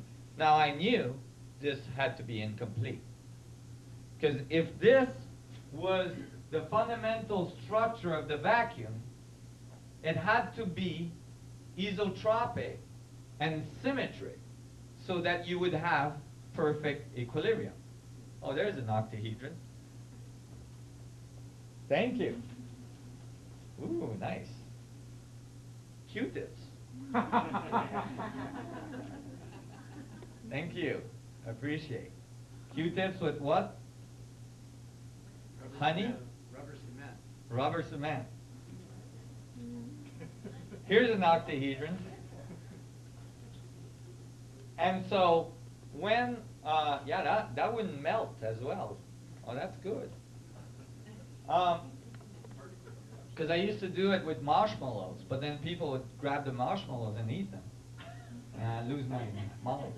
But anyway, so the isotropic vector metric had to be modified. I didn't know how. One thing I was sure of is that the universe is polarized, so that it had to be 2. Okay? Now, if you have a polarized universe, and you have 2 isotropic vector metrics, and they're mirroring each other, you have a problem. Because the two mirroring each other, base to base, don't make a sphere. Remember, fundamental axiom, the universe is generating spheres, right? So you don't have a sphere, you have an egg. And so now I had the chicken and an egg problem. And I was like, oh my God, what do I do with this? I didn't know what to do. But I knew it had to be two isotropic vector metric. I didn't know what to do with these other spaces, these other tetrahedrons in the middle, neither. And you got to realize that at that point in my evolution now, I'm finishing my ski career. I got a bunch of universal 2x4s behind the head, forcing me out, telling me you got to do this full time. You ain't gonna do this while teaching skiing. And this point, I'm still doing all this without a computer. So I'm rendering these geometries in my head, and I'm trying to figure out how they fit together. Okay, I found the octahedrons in the middle and all this, and then I'm going, okay, wait a minute, I gotta make this become a sphere. But I don't want to distort the geometry of the isotropic vector metric. It has to be tetrahedrons. So I'm like getting all frustrated about it. And I'm, okay, well finally I decided, okay, and I pushed one into the other. And I, generated this in my brain. I was pushing one into the other and trying to figure out where the tetrahedrons would fall.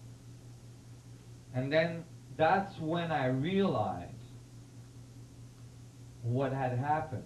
When you push one isotropic vector metric into the other so that you generate a perfect sphere, then the central geometry is a vector equilibrium, the only geometry in full equilibrium in all vectorial possibility.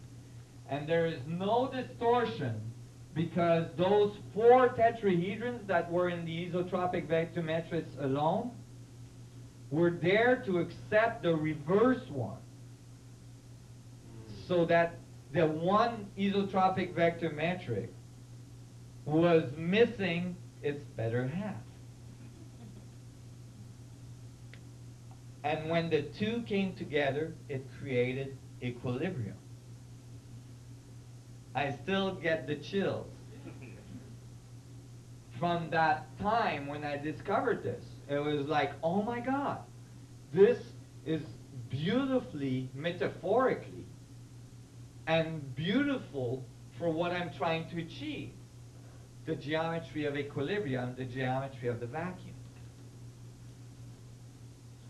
And I could see how the male and the females coming together generates a new point of center, a new being. Boy, that, at that point, I was living in my van. I had sold everything, all my ski equipment, all my stuff. I moved into a van so I could sponsor my research. And I moved down south so I wouldn't have to eat so much. And so I was doing this in my van, and I was so excited. I mean, this was better than sex. I mean, I didn't have a girlfriend at the time, And so it was just beautiful. It was metaphorically beautiful, but in the physics of what I was trying to achieve, it was exactly going in the direction I wanted it to go. And I realized that the vector equilibrium had to be fundamental to the structure of space, of the collapse.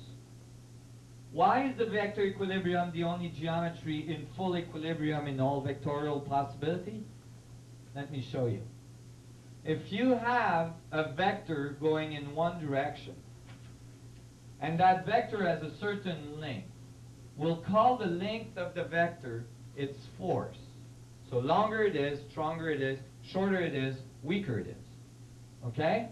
In order to get equilibrium, you would have to have a vector in the exact opposite direction with exactly the same length.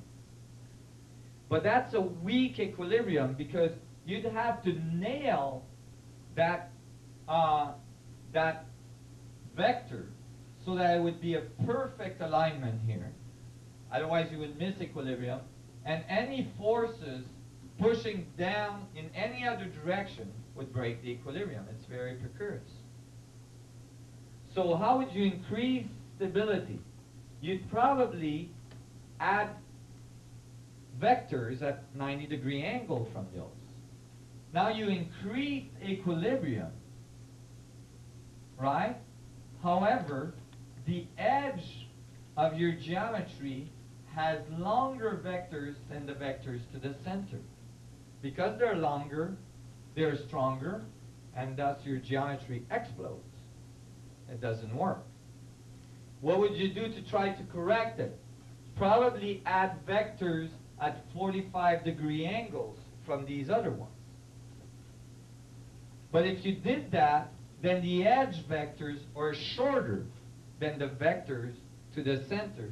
The geometry implodes. You still don't have equilibrium. So what's the solution? The solution is the hexagon.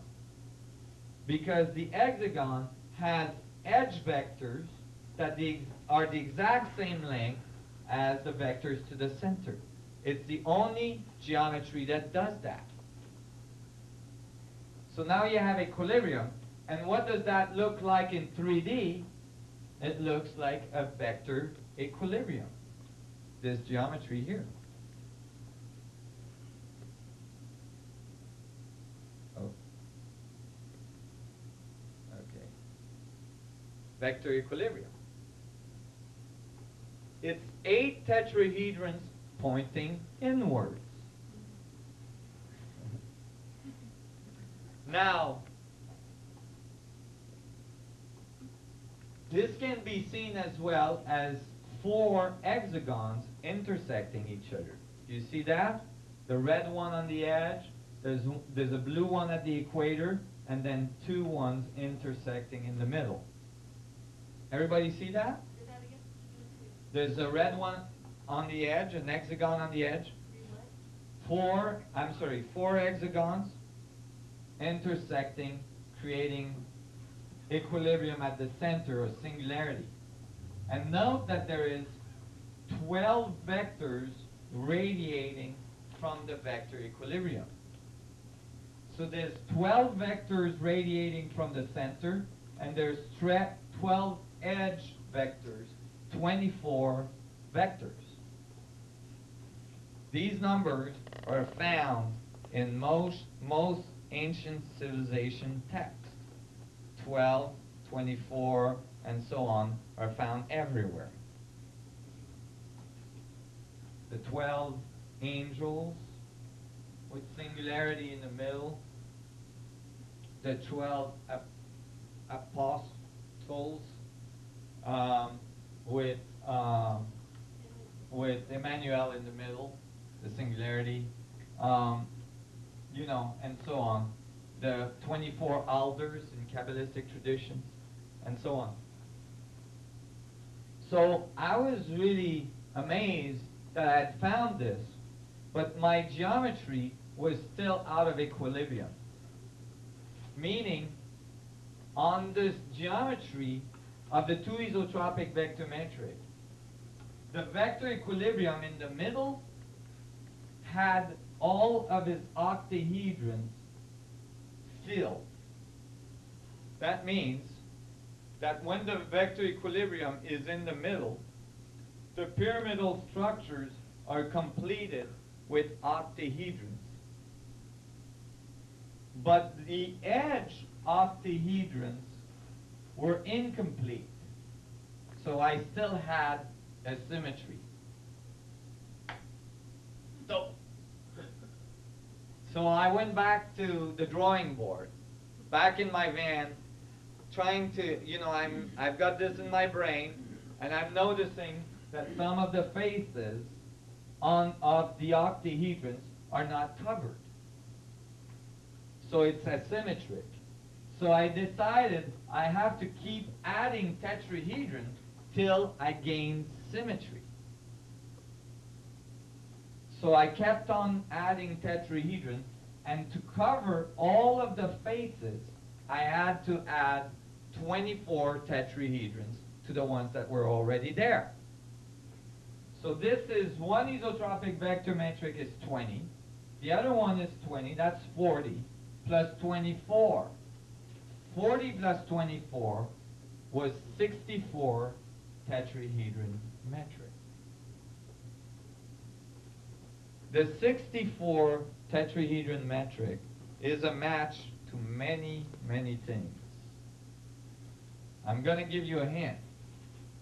There is 64 codons that generate the 20 amino acids of your DNA structure. Okay? Now,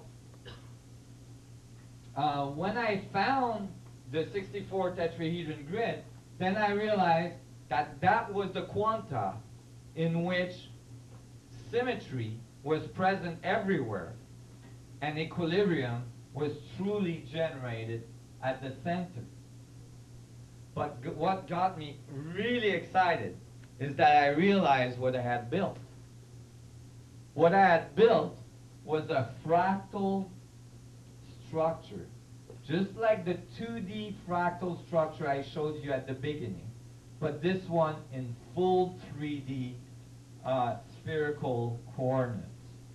The only true fractal 3D spherical coordinate that you will find.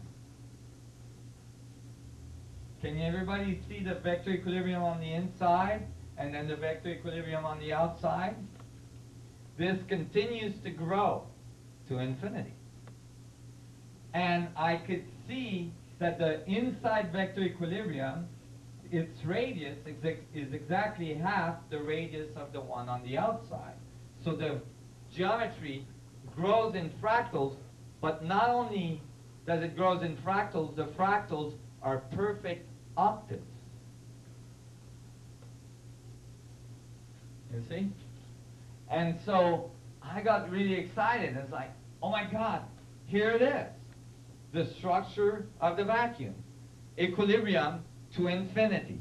Infinitely big to infinitely small. And then I noticed further that how this was constructed is constructed this way. Let me see if I can let go of some of the stuff. Actually, I'm going to leave that. I realized what I had built. I had built a matrix based on 8 star tetrahedrons, each having 8 tetrahedron in it. Okay? All coming together towards the center to generate the star, the 64 tetrahedron grid. But when it did, the 8 stars coming together, okay, here you're only going to see 6, plus the 1 in front, and then there's 1 in the back you won't see. So the 8 stars coming together generates the vector equilibrium in the middle. Why is this significant? 8 star tetrahedron is made out of 8 tetrahedron pointing outward, radiation, coming together to generate the vector equilibrium, which is 8 tetrahedron coming towards the center, generating contraction. So now, not only did I have found the geometry of equilibrium, but I had found the only fractal 3D metric, and it generated expansion and contraction. Exactly all the axioms I had placed for myself when I started this investigation of the geometry of space.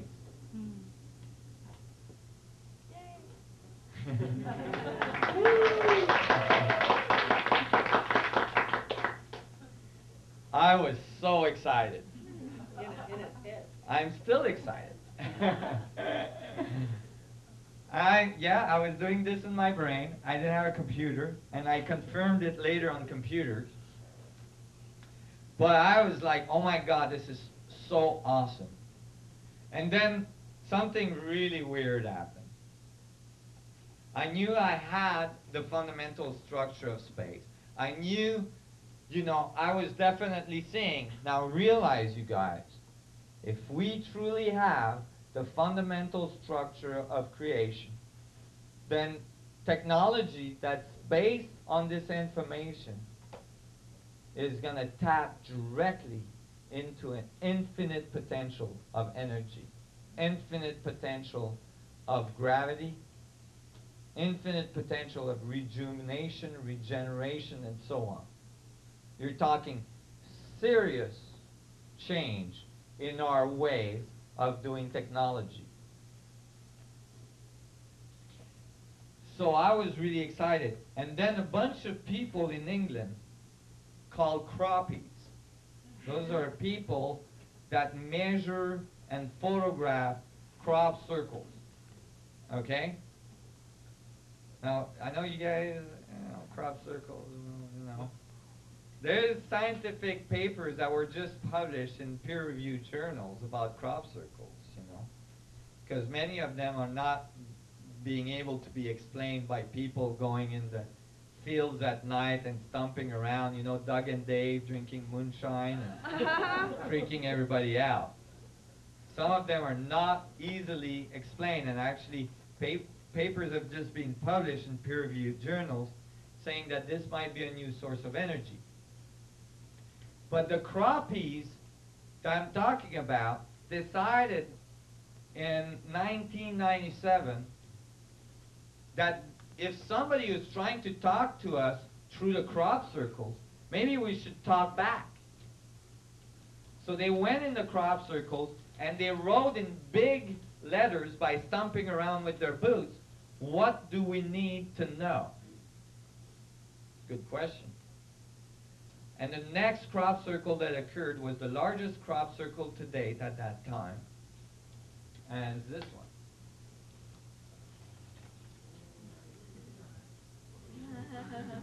Have we seen this somewhere? This is everything we've been talking about this morning. What do we need to know?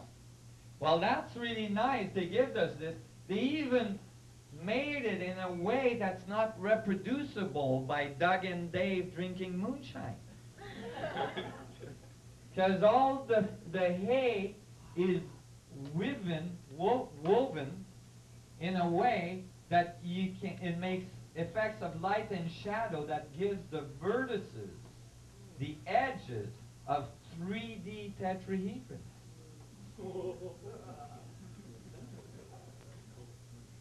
That is not easily done in the middle of the night.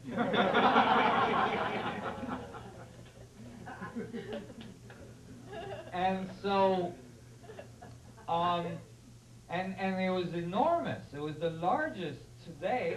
It was much larger than anything previous to that. And it was interestingly situated near ancient, sacred site. And then a few weeks later, the next crop circle, a few weeks later, was another iteration of the same thing. So they were insisting on the pattern. What do we need to know? You guys get it? Look at tetrahedral fractal geometry. Right? How do you fit infinity in a finite space? Note that on these fractal curves, although there's not a boundary around the whole thing, the boundary is implied because the circles are all there of the smaller boundaries of the fractal. You guys follow this? So I was like, oh my God. Well, when I found this, I was living at my friend Gabrielle Cousin, in Arizona, and you know, he found me jumping on his couch, pulling my hair out. I got a picture of that part in the middle, and I realized what it was. It's the exact same geometry, but this one going inwards, towards infinitely small. So I was, oh my God, this is actually telling us everything we need to know about the structure of reality, the structure, the physics of creation. And that's according to my theory. I was mind blown. But then on top of it, they made it so nice that you could actually overlay the 14 octahedron cavities that are generated by the 64 tetrahedron grid right on top of it, and you get a very nice match.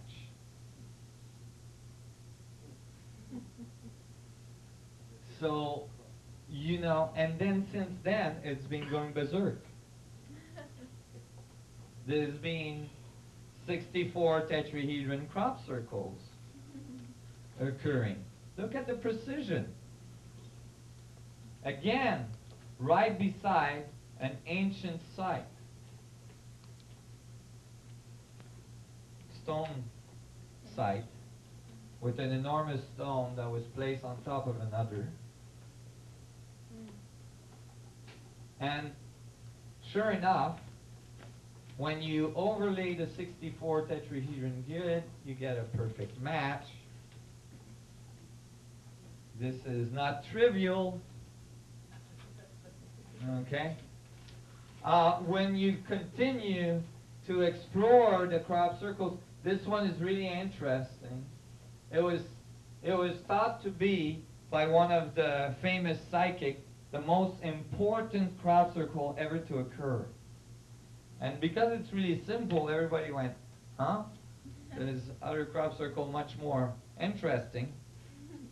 But in fact, if you look carefully, that crop circle is a 2D representation of a 3D vector equilibrium. And in this crop circle, it gives you singularity in the middle, and it tells you that each tetrahedron generates the sphere, the radiative side of the equation.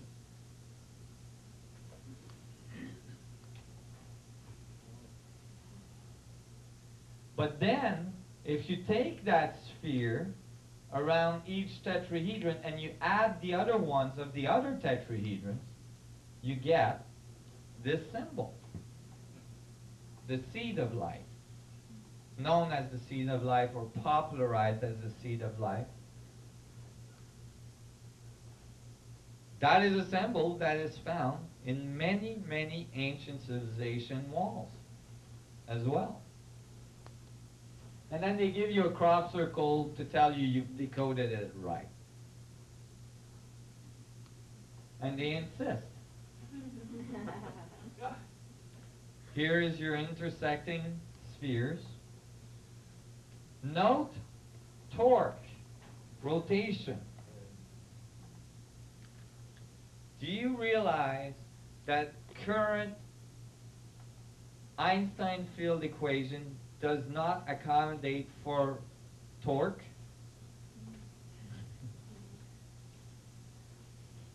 What they did is that they eliminated torque by attaching the observer to the rotating object.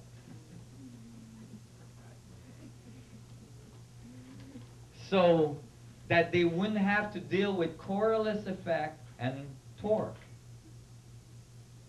Well, if you do that, there's a good chance you're going to end up with 98% the mass of the universe missing, which is exactly what occurs in current cosmology.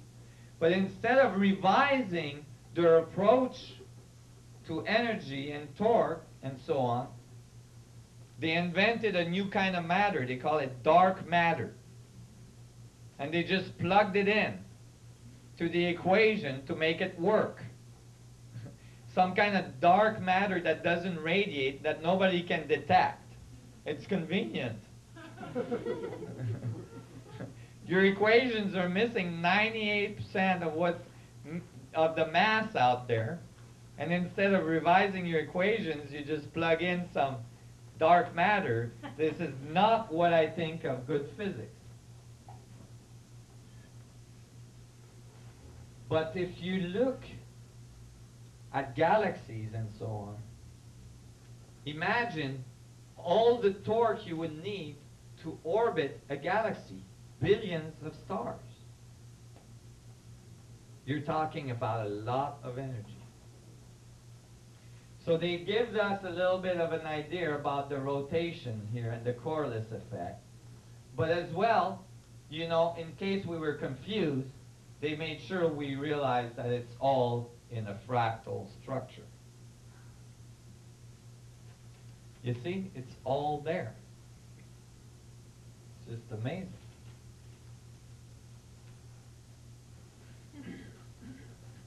Okay, this is a part of the presentation. Are you guys all doing okay?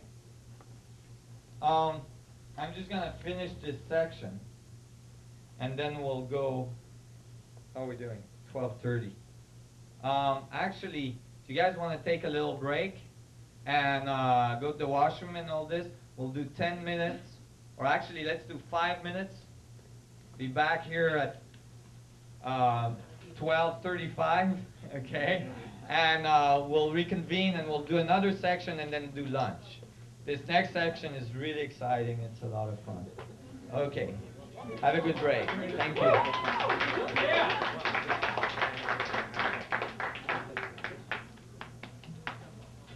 What do you think? Well, we're going to go a little longer and do this section. This section is quite amazing. And you might not get right away the relationship to this research, but you will get it in this afternoon session.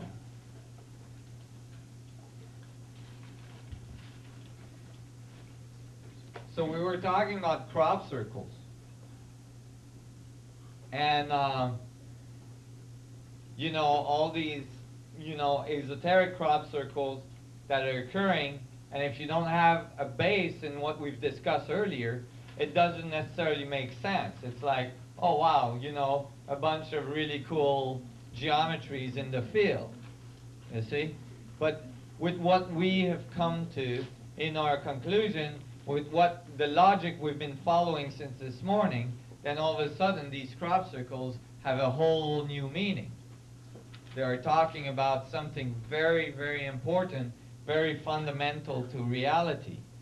And you know, you imagine that you were an advanced species that had the capacity to travel across the universe. And you showed up on this planet, you know. You found this planet and you know, you're basically like studying the planet a little bit before you land, you know. And you know, you kind of tap into the radio waves and the TV, and you know, you look at the TV and you watch a football game with, you know, all these people bumping into each other, running after this piece of skin, and you know, all the rest of the people, thousands of people getting drunk, eating hot dogs, you know, and doing the wave. You might find that when you turn around and you say, okay, who's volunteering to go on the surface, you'd have a hard time finding volunteers. You know? You might find, and I don't have anything against football, but you know, it's all the people shooting at each other. You'd probably say, well, you know, it's not a good idea to land on this planet right away. We got to wait till these people have a little bit more understanding of the way the universe functions and how it works together, and how the universe actually works in collaboration with all points, not in destructive and with all points. And so, you know, there's lots to be said about that. The concept that the universe always goes towards further disorder is violated by simple observation. The laws of entropy are violated by simple observation, and I'm gonna go through that a little bit more this afternoon. So remind me, but well, you know, we don't have time to go through that right now. But basically, there's evidence, including your own existence. If you take your DNA and you put it end to end, well, you'll find, first of all, that in one cell, there is 6 feet of DNA. This is from the Genome Project. And if you took the 6 feet of DNA that's in one cell and then put all the other 6 feet of all the other cells in your human body right now, you could wrap your DNA 5 million times around the world. That's how much DNA there is in you right now for you to exist. That is not a sign of disorder.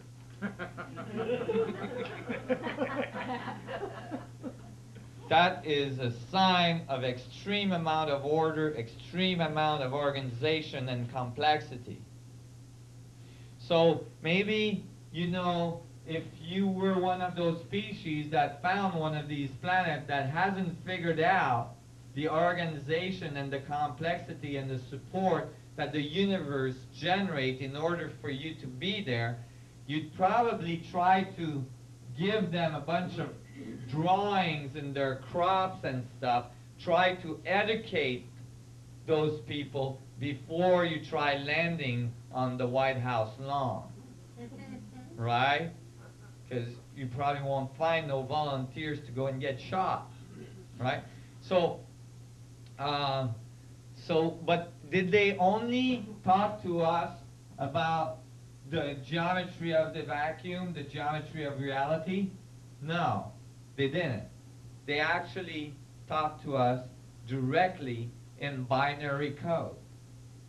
We have been contacted.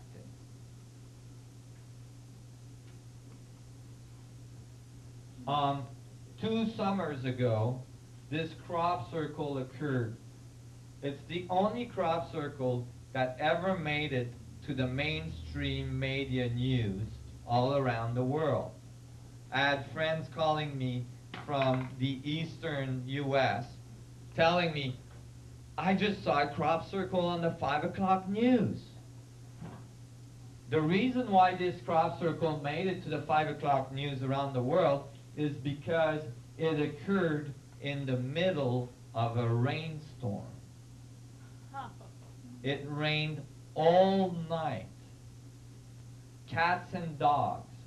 And in the morning, this crop circle was there in this field. The largest crop circle ever to occur. 409 circles. It's enormous. And basically, it told the world crop circles are not just hoax. There is crop circles that are not hoaxes. Well, the next crop circle about after this one did not make the mainstream news around the world, most likely because it was too shocking. The next crop circle that occurred was a reply to this.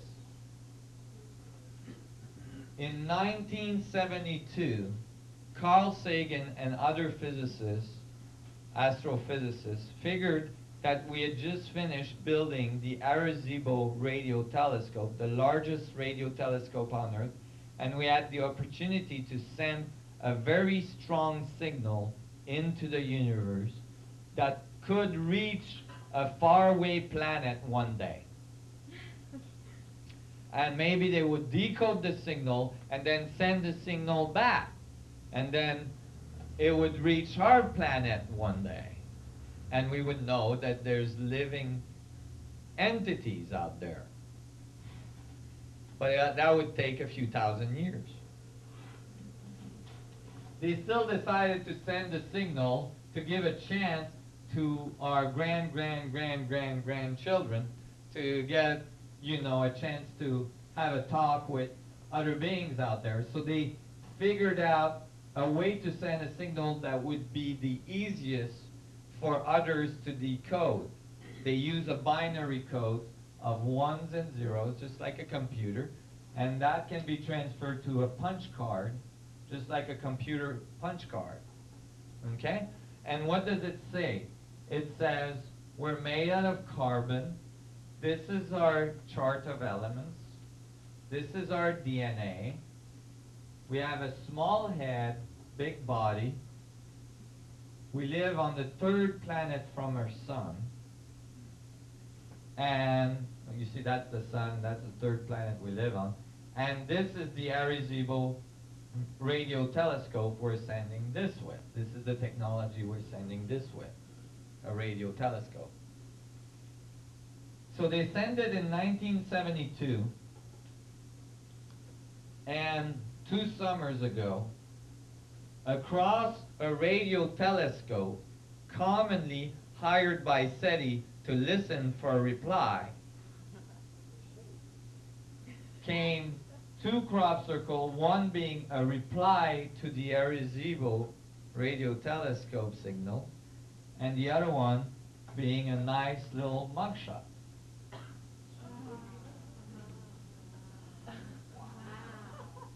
Did you hear about that crop circle? No. When SETI was asked about this, the SETI is the NASA, search for extraterrestrial life. They're listening with huge radio telescope to see if they can hear something out there that would be life on another planet. One day I'm going to make a comic strip with a huge radio telescope, a SETI guy with the big earmuffs, listening, and in the background, back here, a little UFO.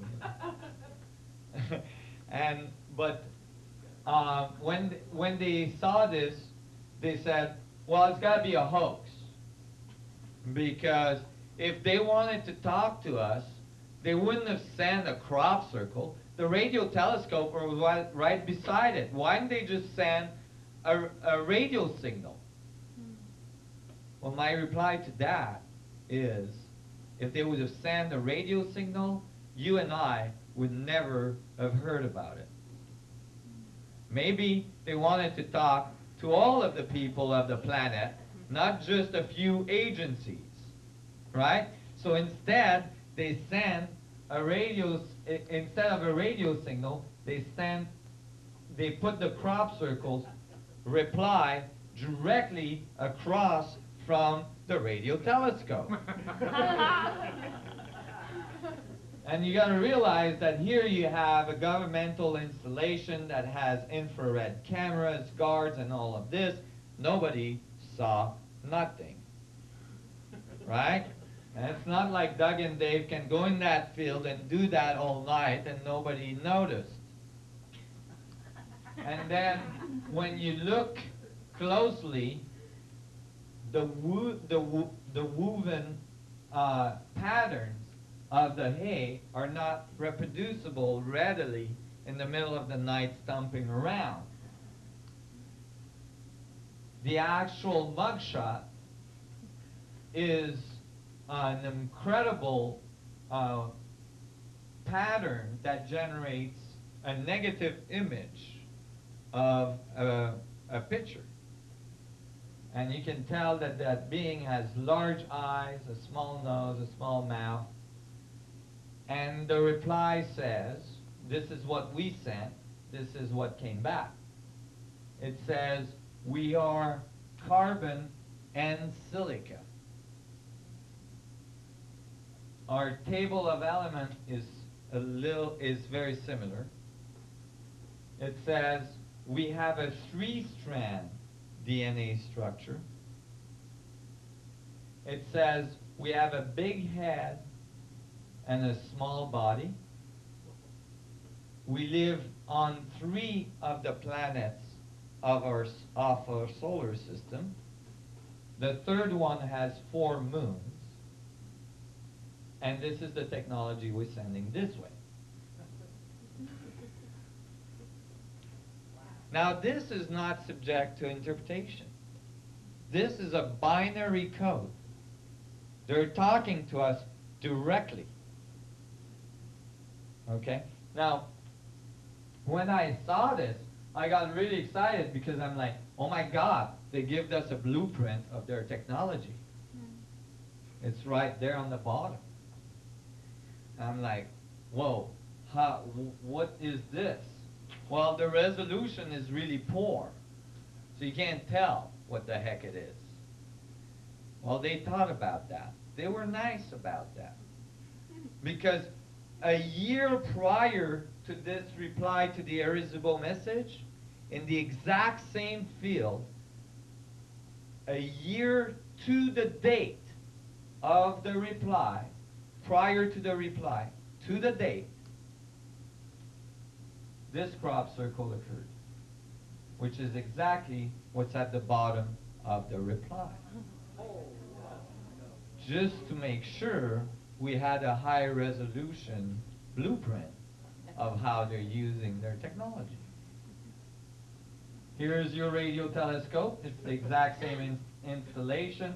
You can see here the fence, you know, and all the security equipment. And this is right across from it. And that's what it looks like. Fractal tetrahedron geometry spheres. Everything we've been discussing this morning. So here, they're telling us directly, and notice, you know, that the sphere are fractalizing to smaller and smaller outside and fractalizing towards singularity on the inside. Now, that's just incredible. And that's not the only thing they've been contacting us with. A year after the irresistible message reply, to the date, so this was a year prior, right? So the irresistible message came in. At the bottom of the irresistible message, there was the technology which they had put a year prior, right? Now we're going to go a year after, so last summer, midsummer, a crop circle occurred exactly the same date, but a year later, and this one was an enormous crop circle, almost 2 football field long, again across a large installation communication antenna, which has security all around it. Right across roads, this is a huge crop circle. Can everybody see what it is? It's the side view of an alien head with a big eye, the nose, the mouth. Can everybody see that? Not fully. Oh, yeah. Can you see it better here?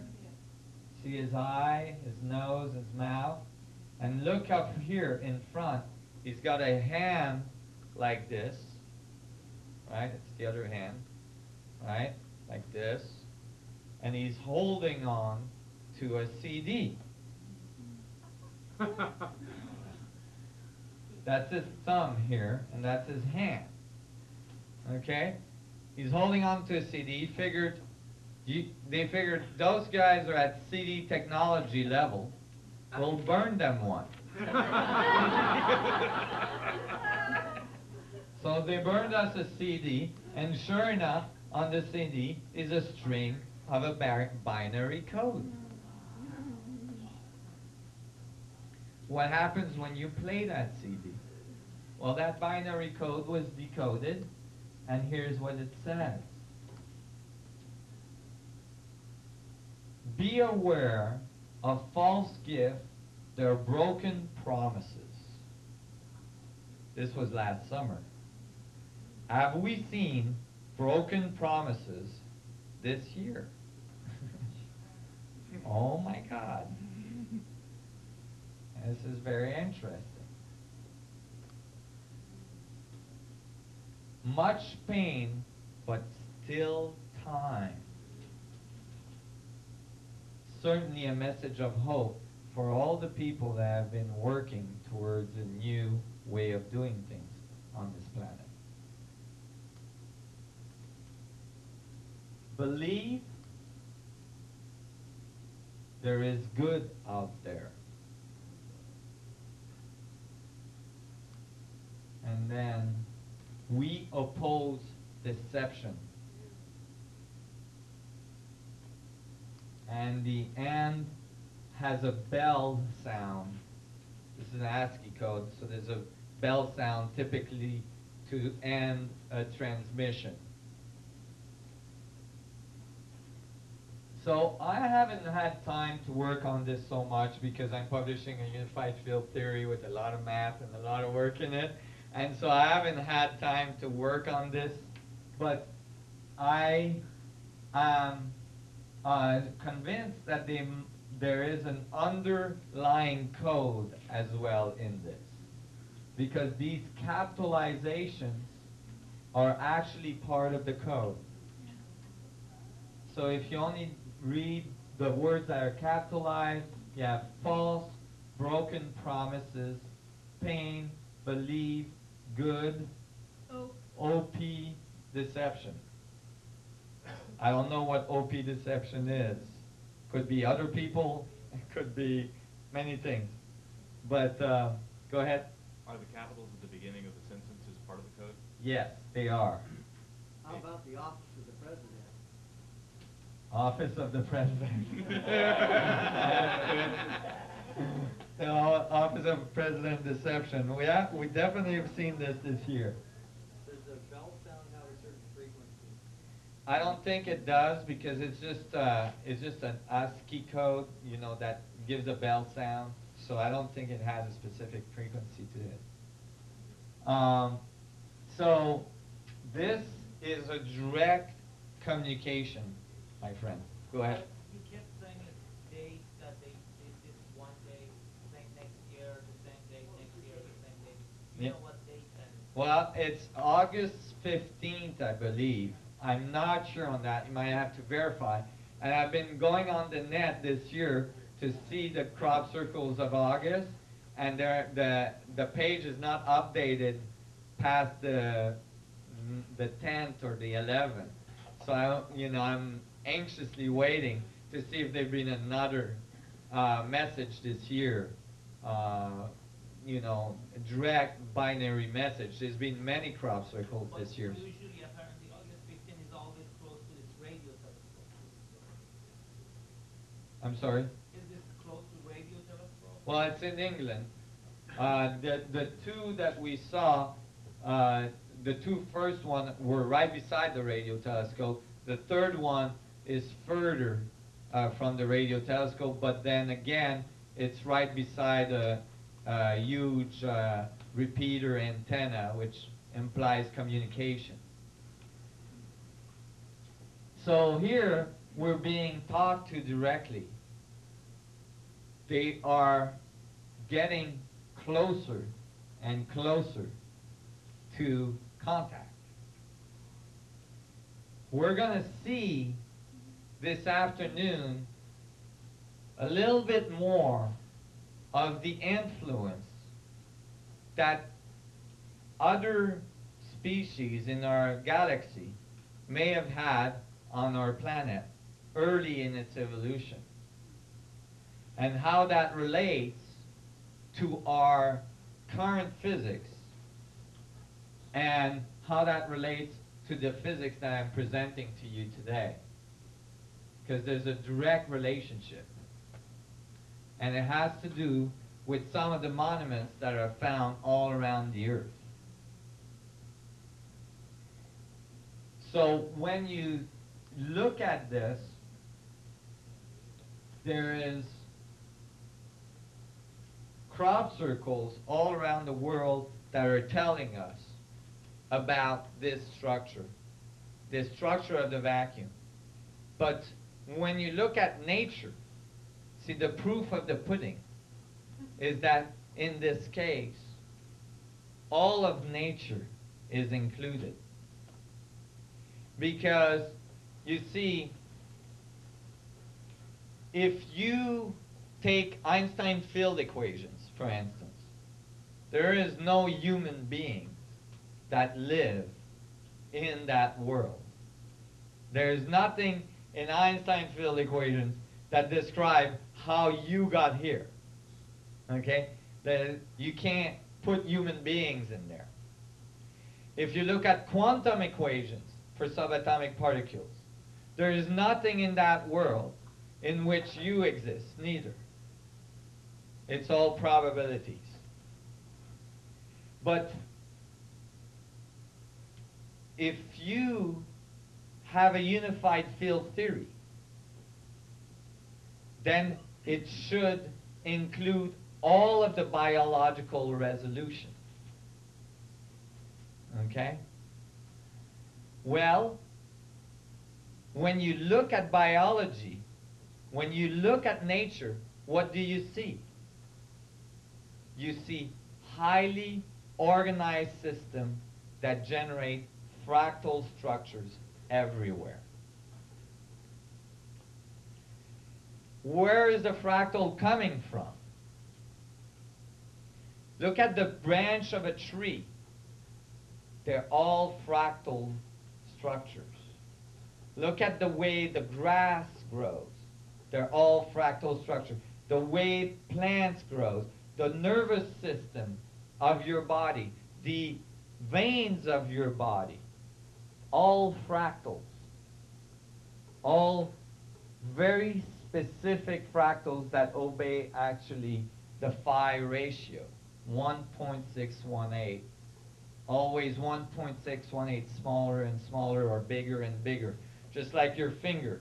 The end of your finger is 1.618 smaller than the middle part, and the middle part is 1.8618 bigger than smaller than the third part. And your finger compared to your hand is 1.618 smaller, and your hand to your forearm is 1.618, and again, your whole body.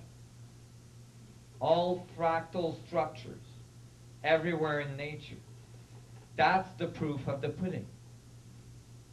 Actually, that fractal behavior of nature, according to this theory, emerged directly from the structure of the vacuum. The vacuum directs reality, and reality portrays the structure of the vacuum. So when you look at nature, you can see the vacuum geometry. And in such a theory, everything is included, including you. So then it is a fully unified theory. We're going to finish on this. We're going to just touch on it as we go. This is a presentation I did to the APS, the largest physics community on Earth. And I showed here in a scaling law, hello,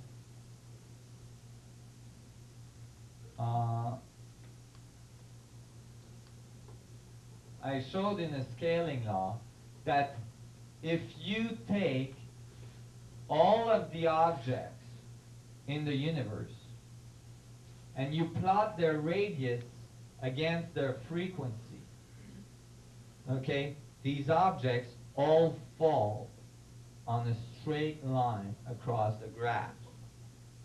Okay? All of these objects obeying the Karl-Schwarzschild condition of a black hole. Okay? Let me explain this, what it means. Because it looks complex, but it's not that complex. This is the universal scale, our universe.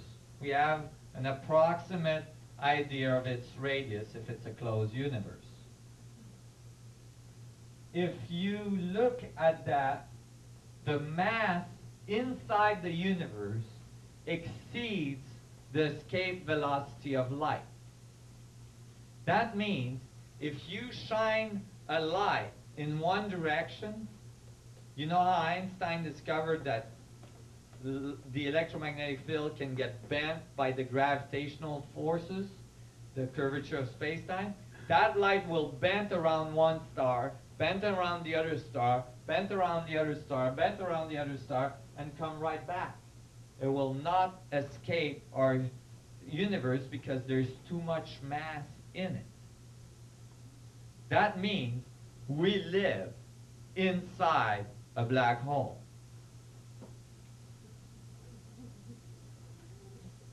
Let me reiterate that.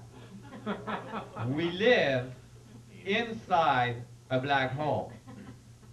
That's why when you look up in the sky at night, it's black. Because light is contracting in the vacuum towards singularity. Everything inside that black hole is smaller black holes. But these smaller black holes you are outside of. This is a quasar, very, very large. This is a galactic center. This is our sun. This is an atom. And this is a subatomic particle, the Big Bang, 10 to the minus 33, the Planck's length. Note that the atom and subatomic particle are included. Current physics is divided between quantum theory, which is subatomic particle and atomic particle, and cosmology, which is relativistic equation for large objects. Here we show a direct relationship of all these objects together. No division. If all of these objects are considered different scales black holes, this is called a scaling law. This is what I'm just about to publish in November. It's under peer review right now, and so far the peer review is excellent.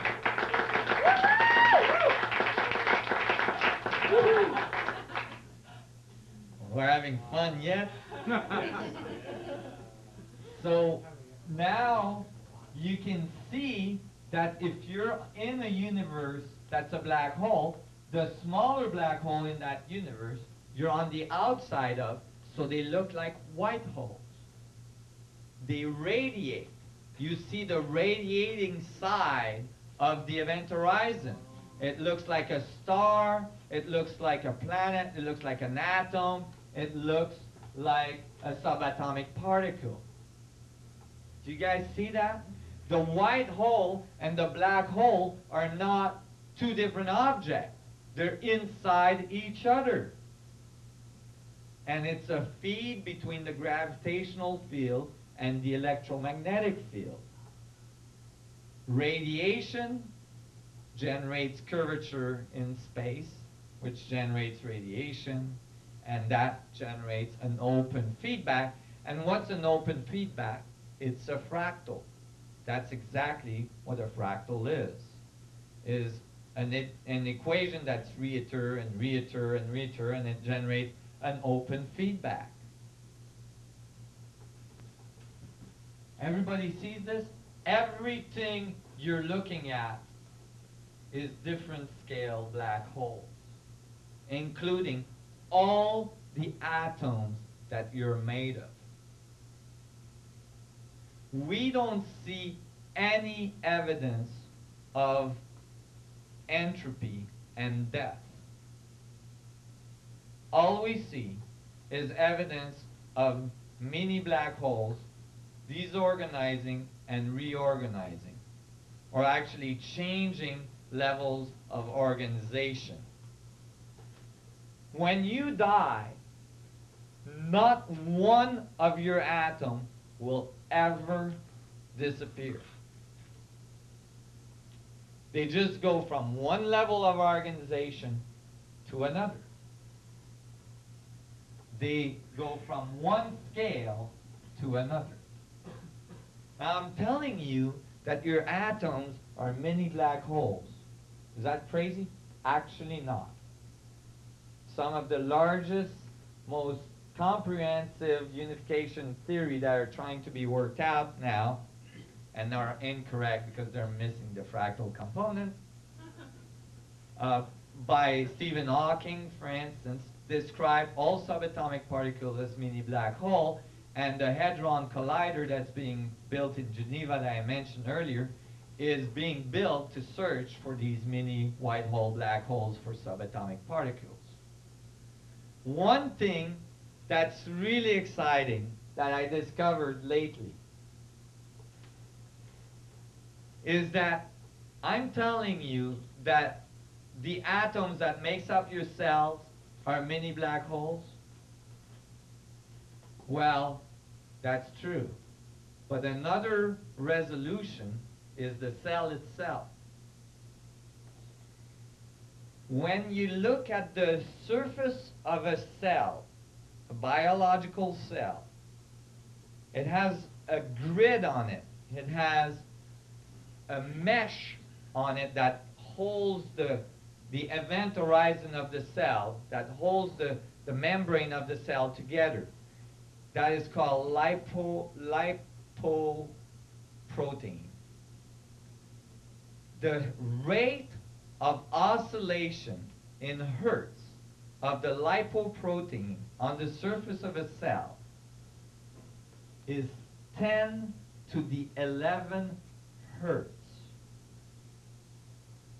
That's 10 with 11 zeros hertz. That's how fast it vibrates, the cell. If you plot the cell at 10 to the 11 hertz and plot the radius of that cell, then you end up in the exact middle of the graph. And you have all of the biological resolution right there in the middle of the graph.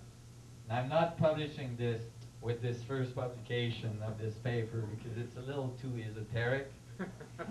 You don't want to freak them out all at once, you know? It's bad enough, you know, that you're telling them everything's a black hole.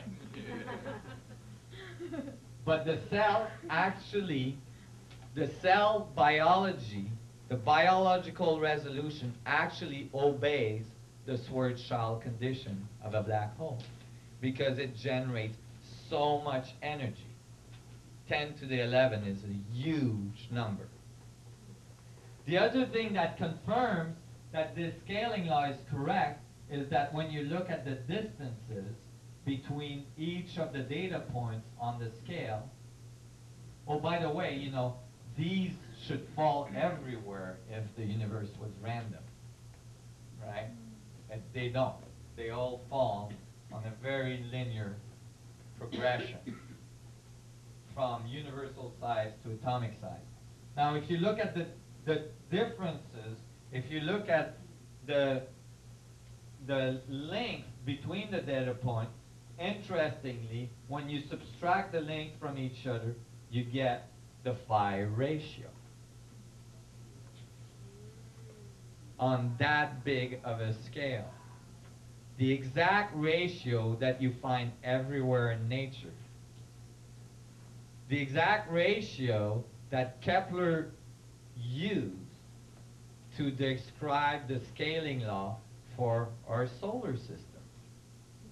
That scaling law that Kepler came up with by embedding geometries together, which is a crazy idea. It's like, oh, I'm going to embed geometries together and figure out all the orbits of the solar system out of it. It worked. His solution is still the most accurate solution at 99.9% accuracy. And it uses the phi ratio. Well, this is like Kepler's scaling law, except it's for the whole universe and everything in it. And it generates the phi ratio, which is the phi ratio we see everything, everywhere in nature. So you know you've got it right. You guys all followed this? Now you start to see yourself as a scale, as a resolution in an infinite scale of space. You are the event horizon, you are the boundary between infinitely big and infinitely small. Go ahead. Does biological transmutation of elements fit into this? The question is, biological transmutation of elements fit into this? It does, because if everything is a black hole at different scale, you should be able to move the scale. If you understand that and you understand the geometry under which that happens, you should be able to move the resolution up and down the scale. And by doing so, you would change the elements. So it is a key component to eventually being able to change one element into another in a laboratory. And we'll see tonight and this afternoon how the ancient alchemist knowledge is directly related to this, and how the geometry of the vacuum functions. That's why the alchemists had all this geometry embedded in their knowledge. So this is extremely significant, this scaling law. And it's just about to get published. And we're publishing it first in a very broad peer-reviewed journal, so that we can publish it as a whole with all the writing, because it's fairly long. But as well, we're publishing the solutions, the mathematical solution, in various mathematical journals. And I'm hoping that, I'm sure that it's going to be ignored largely at first, because that's always the way things go.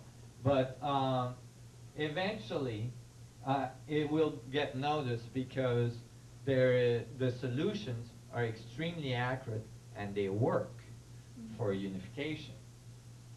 And this afternoon, we're going to see more of what that means, what is the topology of how that works, and how that relates to ancient civilization. So to finish on this before we go to lunch, this geometry then, the geometry of the collapse, generates all of the scales of the black hole dynamics, each boundary being one of the resolution of the fractal structure, from universal size right down to subatomic particle size. And this geometry is what dictates where the structure occurs, where the boundary occurs. Infinite boundaries within boundaries. Well, that actually happens in a human body. The cells of a human body divides exactly that way as well. So not only does the cell obey the Schwarzschild condition of a black hole, but the cells, I have a little movie I'm going to show you on this. The cells actually self-organize in the very specific geometry of the structure of the vacuum and generates all of the complexity of a human being or anything else that it's building. Let me see if I can find it. Cell division.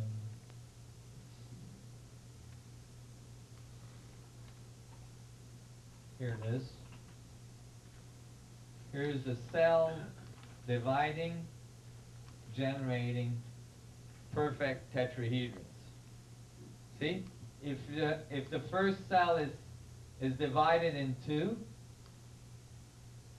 the first cell divides in two, makes two cells, right? And then as you go, these two cells divides in two again, that makes four cells.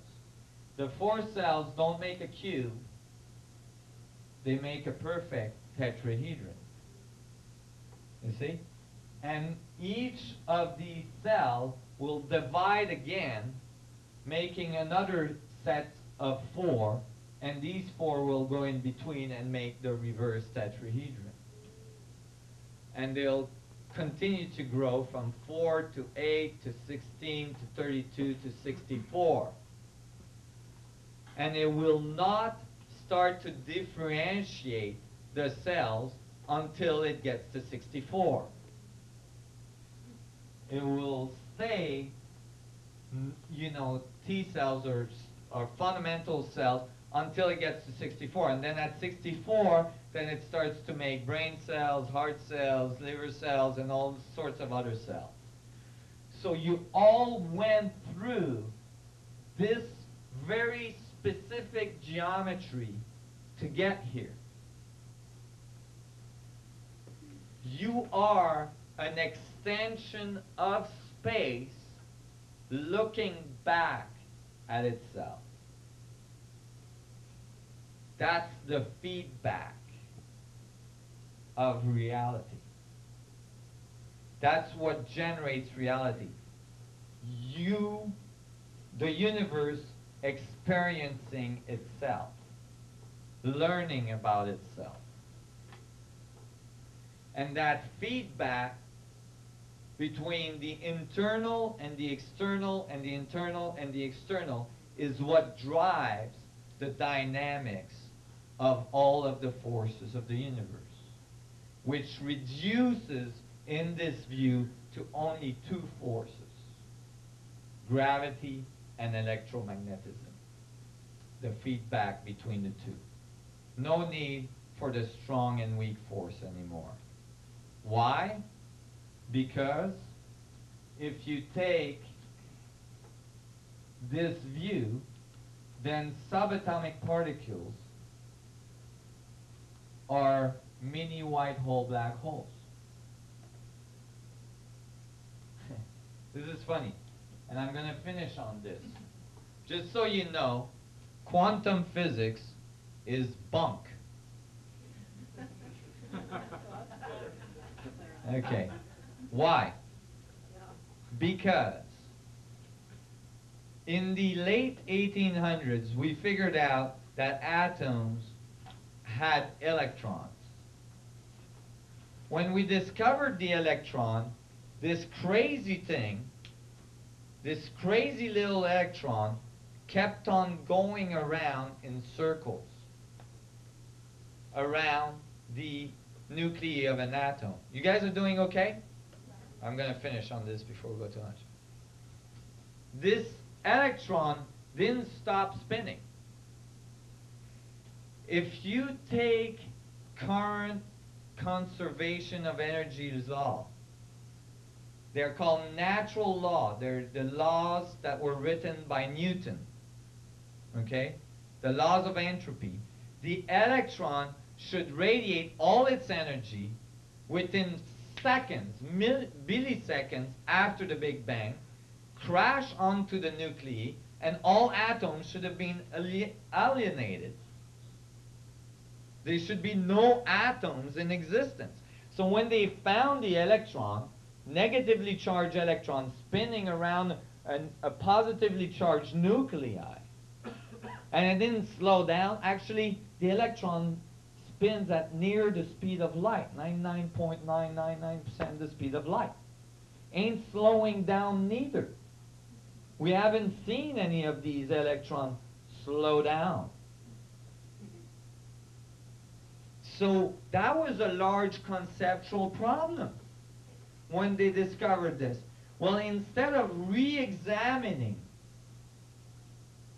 Newton's laws, they invented a new type of physics.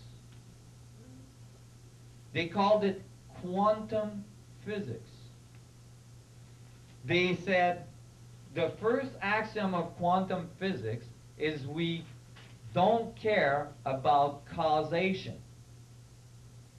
That's the first axiom of quantum physics. That means we don't care what's making this thing spin. We're going to avoid that whole problem by saying we don't care about it.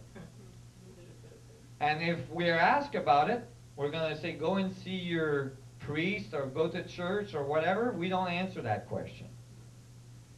And they started from there and they said, okay, at this electron energy level, we'll call it quanta.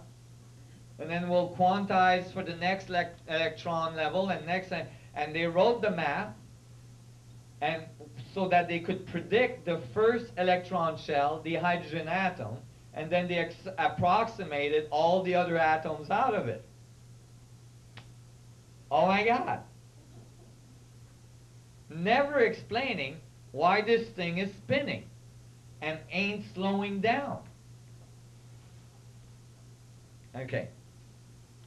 We'll see this afternoon why, well, we'll see why this is a problem. Well, actually, we'll see it now because otherwise this afternoon you won't be able to remember.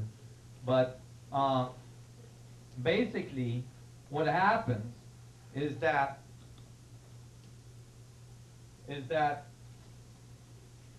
look at this statement. Newton's laws are of conservation of energy. If a system does not interact with its environment in any way, that's how they all start, then certain mechanical properties of the system cannot change. They are sometimes called constant of motion. These quantities are said to be conserved, and the conservation laws which result can be considered to be the most fundamental principle of mechanics. They're called natural laws. In mechanics, examples of conserved quantities are energy, momentum, and angular momentum. These conservation laws are exact for an isolated system. All of our current physics is based on this. Nobody took the time to ask, what the heck is an isolated system? Open a physics book and look up isolated system. An isolated system implies a collection of matter which does not interact with the rest of the universe at all. And as far as we know, there are really no such system. So now you have all our natural laws based on something that is not found in nature. That is a big problem. And that is the reason why we haven't understood the electron and the atom. Because the electron and the atom and everything else in the universe all interrelate. No such thing as isolated system. There is no shield against gravity, and the electromagnetic force is infinite in range. But in order to focus on basic principle, it is useful, that's debatable, to postulate such a system to clarify the nature of physical laws. That's debatable. In particular, the conservation laws can be postulated to be exact when referring to an isolated system which was just said not to exist. That is circular thinking. Now that's where fractals come to the rescue. Because in a fractal, every system is related to all other systems, and when you write the math, when you write the physics, you're then taking in consideration all of the rest of the components that are occurring in order for that system to exist. The electron cloud and the atom is continuous because it's continuously interacting with the rest of the universe. It radiates energy, and that energy eventually curves back into it to generate gravitation, and out and in and out. And when you start to see it that way, then you can do something that's really nifty. You can look at the subatomic particle. See, the other thing quantum physics did is when they found the nuclei of the atom, now they were deep in doo-doo already, right? When they found the nuclei of the atom, they noticed that the protons were all positively charged and all stuck together in a teeny bitty thing in the middle of the atom. They calculate, you know, when you take two magnets and you try to push them towards each other, right? How they push against, right? Now they tried to calculate how much force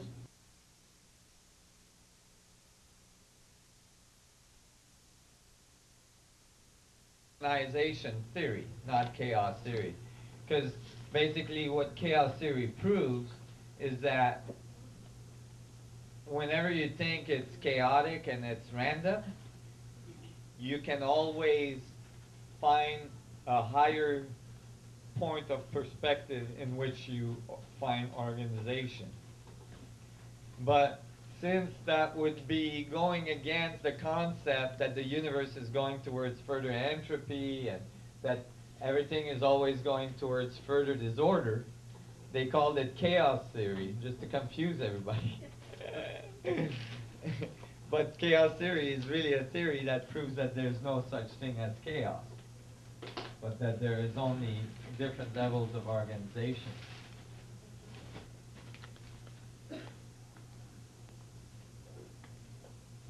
I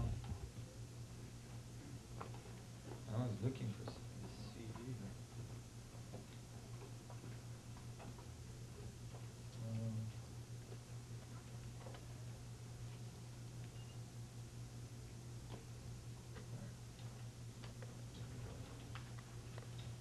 Where we were.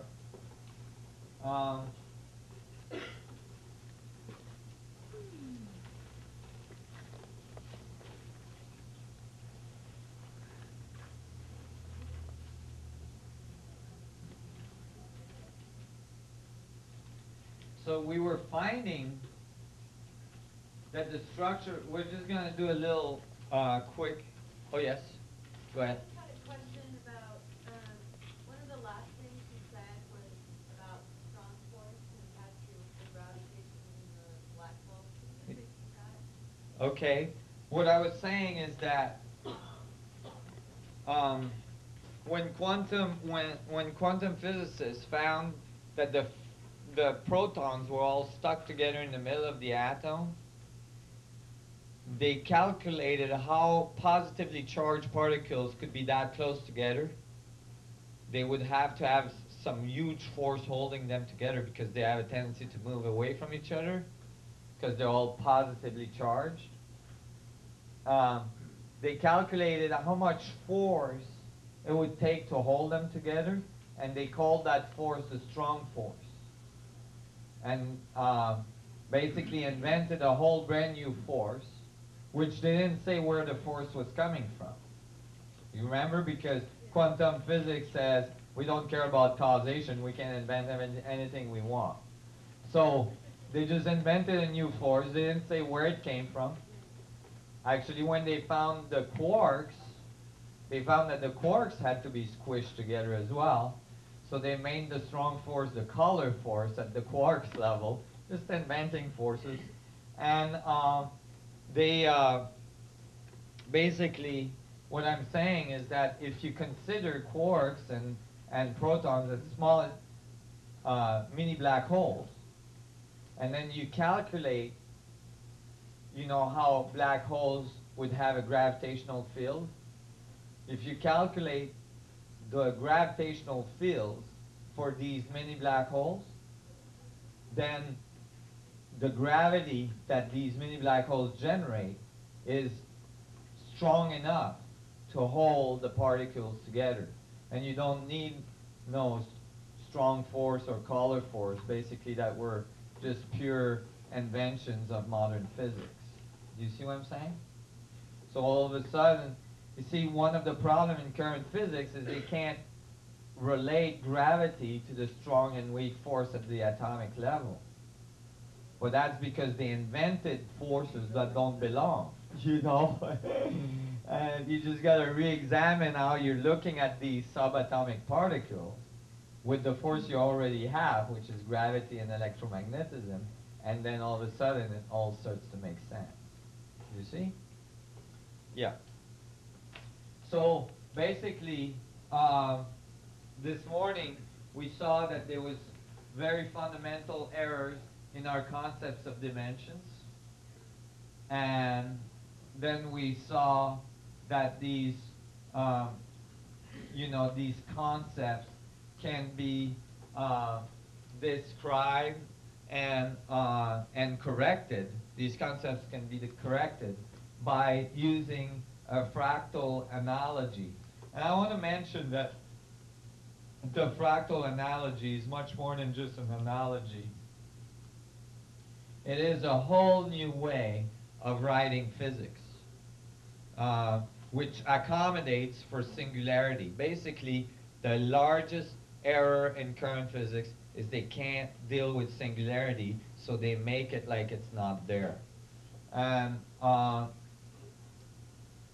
so basically, for instance, Bohm was a collaborator, that physicist that collaborated with Einstein, and he tried, you know, Einstein field equation he wrote to try to unify physics.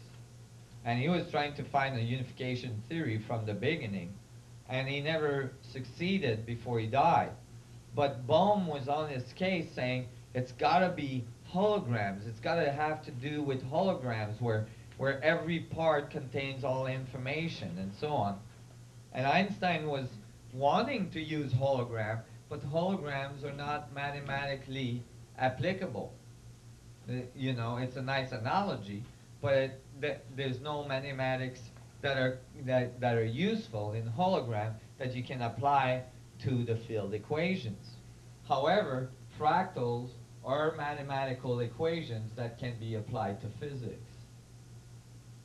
The other thing that's amazing about fractals is that a fractal equation is a reiteration of an equation that is deterministic, meaning the equation itself is deterministic, a circle and a triangle, right?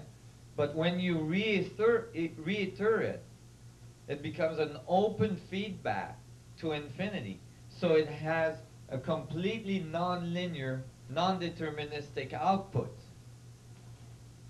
right? So from a very deterministic equation, you get a complex, nonlinear output.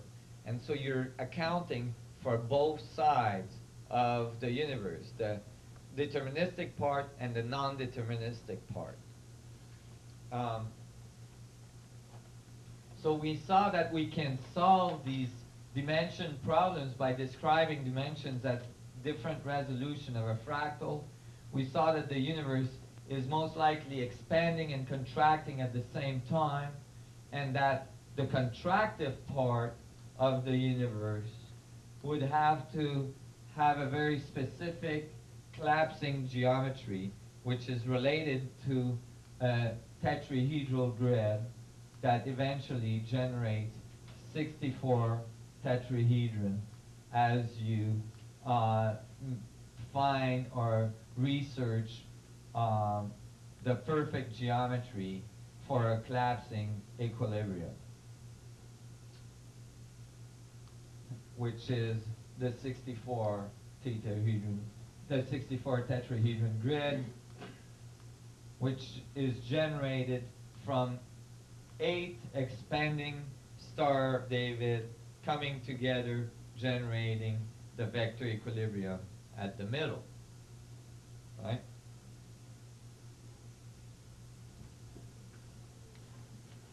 And then we saw that each of the tetrahedrons generating the spheres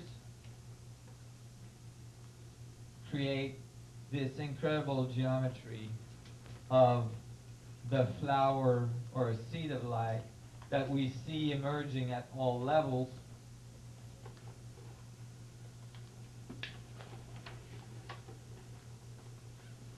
Including the way cells develop in a woman's womb.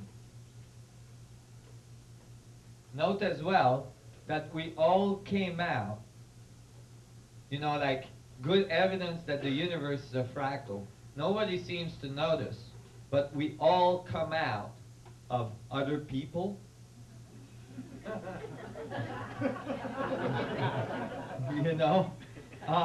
That is a pretty good evidence of fractals being, part of the foundation of creation, right? We all came out of our mothers, and when we look at it, we could say that the tetrahedron in the sphere is actually reproduced in the creation of new human beings.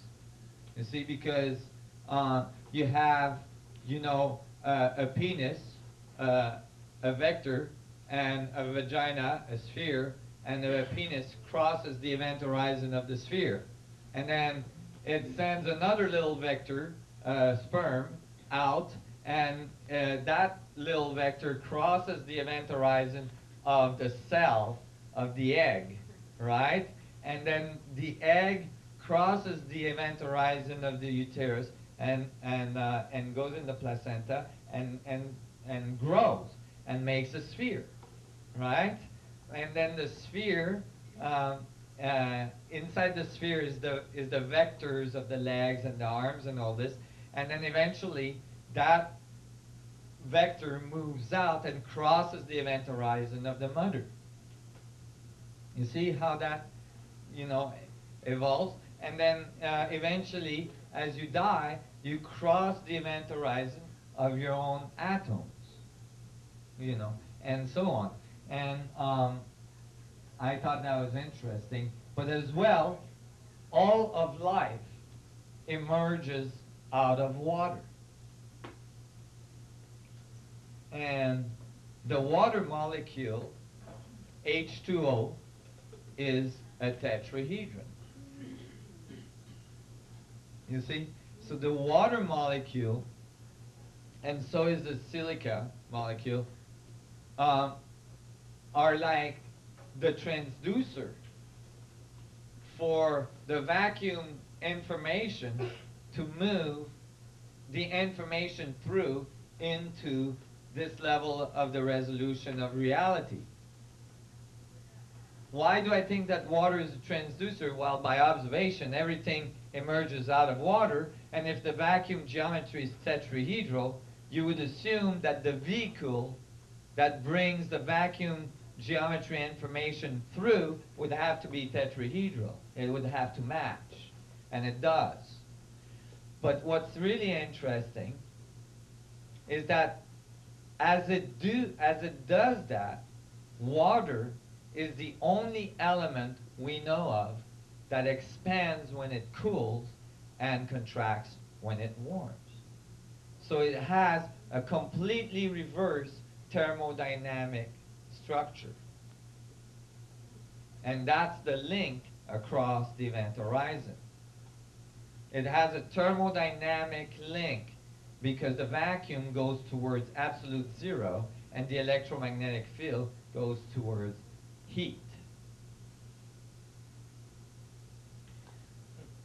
So, there was something else on water I was going to say, but I just lost it.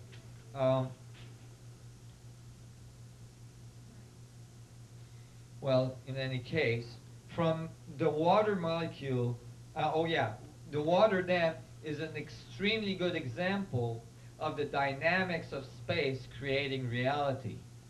Let's imagine a water droplet falling from the sky. It's a sphere falling through space. Now, as the sphere cools down, it reverts back to its smallest dynamic.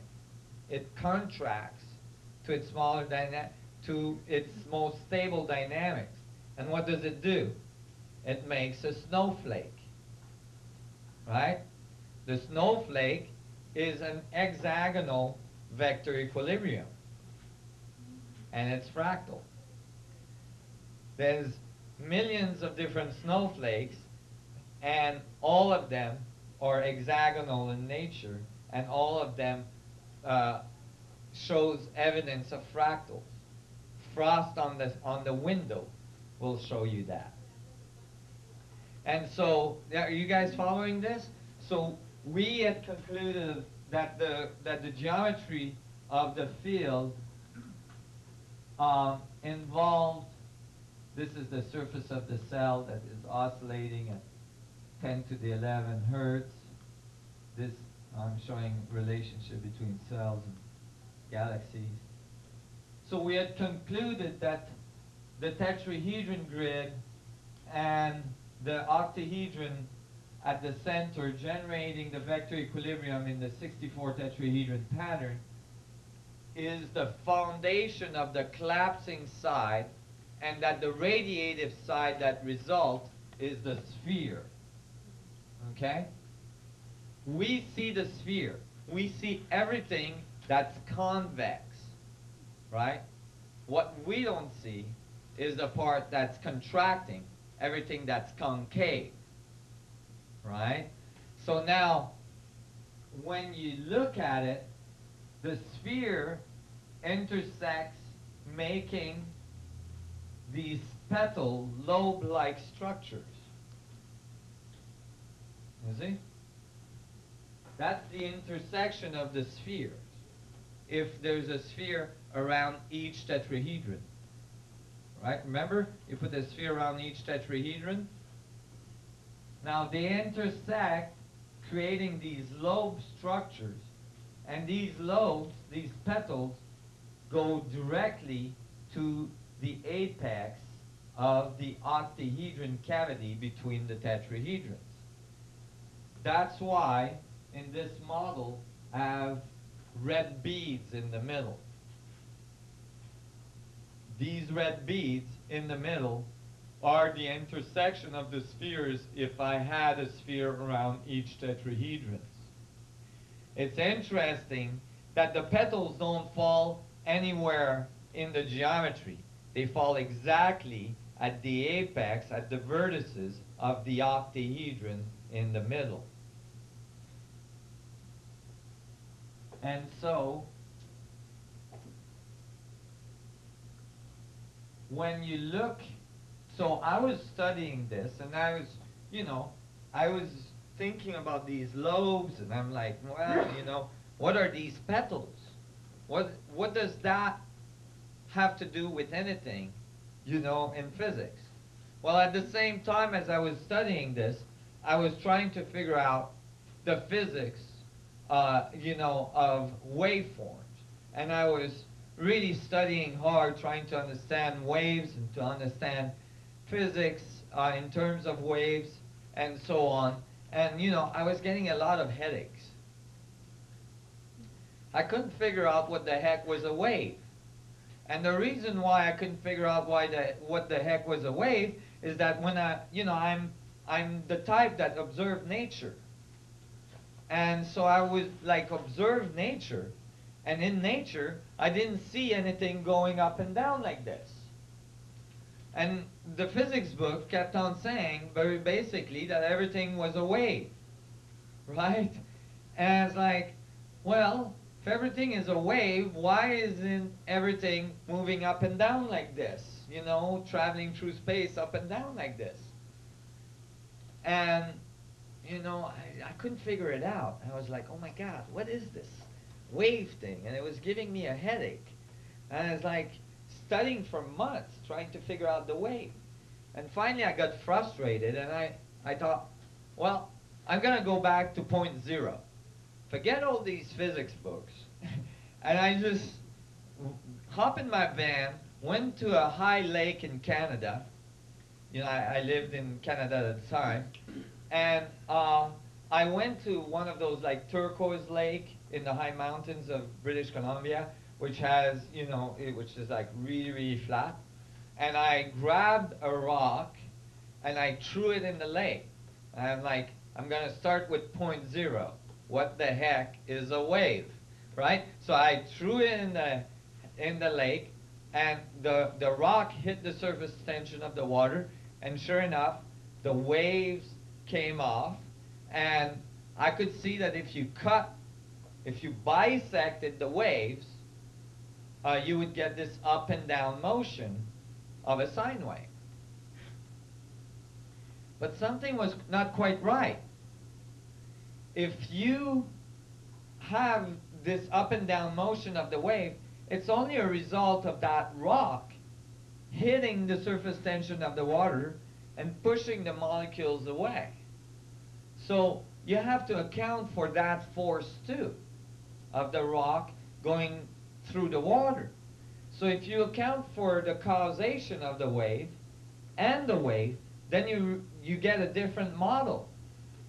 You get a model of like more of a cone, because the rock is sinking and the wave is going out. And that's when it hit me. Oh my God. I realized what had happened. This is this two-dimensional problem again. Guess what? Our universe is not on the surface screen of an oscilloscope. Our universe is in spherical coordinates out here, okay? And so what happened is that because physicists and mathematicians are really not good in dealing with rotation and angular momentum, torque and Coriolis effect and all this, they flattened the wave. They made it like this. So what I did when I had this elimination of the cone, I went to the side of the lake on the sand and I drew a wave with a stick, but then I put a line through it like this, and I realized that the wave is actually a 3D vortex. Can everybody see that? And I was like, oh my God, they flattened the wave. That's why I'm confused. Nothing in the universe goes up and down like this. Everything in the universe orbits and rotates. This is when this is one of the reasons that Einstein field equations are not complete. It's because the torque and the Coriolis effect that's resulting from rotation is eliminated by attaching the frame of reference to the rotation of an object. when they calculate the forces involved in a black hole that's rotating, they attach themselves to the black hole so that they're rotating at the exact same rate so they don't have to deal with torque. Go ahead. Does rotation have something to do with time and the way time's interacted with? Yeah, and we're going to see that in a minute. So, you know, imagine that there is, I'll give you a simple example. Imagine that there's an electrical motor turning in front of you, and there's a shaft, and you're going to try to grab that shaft, right? Now, if you grab that shaft and you're, you know, you're not moving with it, you're going to get heat, you're going to get torque, you're going to get all sorts of effects, right? Thermodynamic also. Your hand is going to start shredding, right? Okay, but if you turn with the shaft, then there's no force. You see? Now that's a big difference. Okay, if you're calculating things where things are turning with, if the observer is turning with the thing, then you're going to miss a lot of forces. Imagine, for instance, calculating the forces that are going on in a galaxy. 300 billion stars orbiting, right? But instead of being an observer looking at the object orbit, you're attaching yourself to it, then there's not going to be any forces. That's a big omission in current physics. But what happened there is that I realized that the waveform is not a thing that goes up and down like this, but actually a thing that goes in orbit. And when you look at it that way, then the wave frequency, the wave amplitude, and the wavelength are all a result of angular momentum, rotation. You see? That's not being accounted for. When you look at the sun and you imagine the electromagnetic field of the sun coming towards you, typically you're imagining something coming towards you like this, right? But actually it's coming towards you like this, right?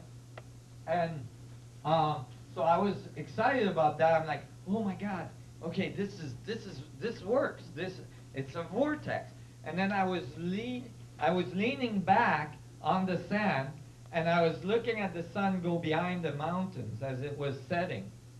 And I thought, isn't it cool how we always think the sun is like setting, but actually it's the earth that's turning? And as I thought that, I had another illumination.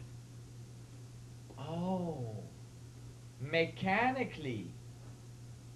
And I thought, wait a minute.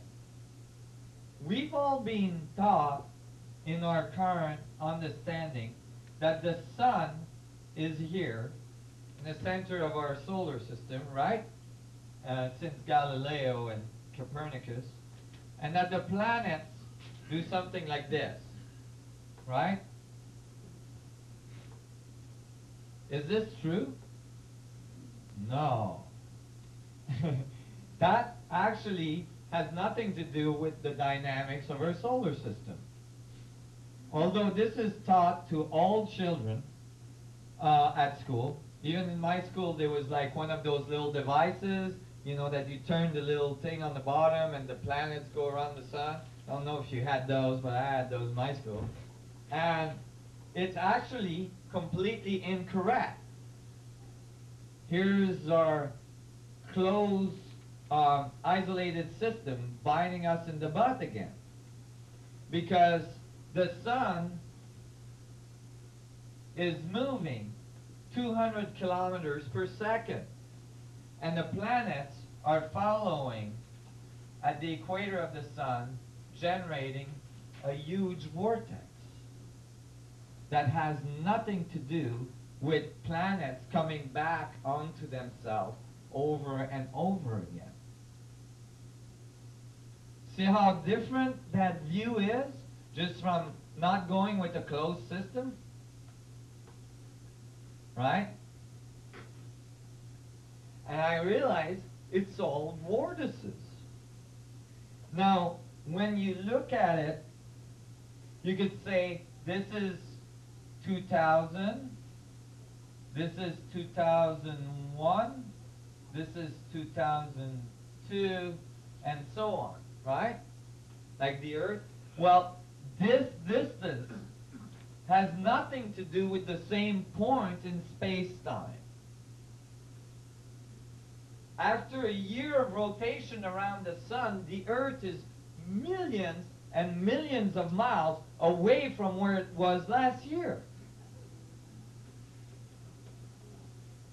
Do you see how that starts to open your mind, open your consciousness to what's really occurring? I mean, I'm still 1 year old. For me? I mean, I'm still 1 year old. What do you mean? Well, there's no birthday, so you never get back to the beginning. Yeah, well, you know, the birthday, actually there is still a birthday, and that's when you were 2 and you were 3, because you were changed. In fact, if the Earth came back onto the same space-time coordinates, then you wouldn't change. It would be the same year every year. It would get really boring. So like Groundhog Year, you know?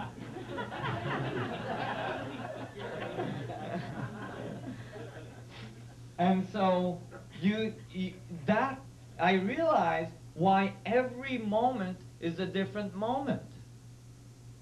Every moment is a different moment because we're moving through the geometry of space-time.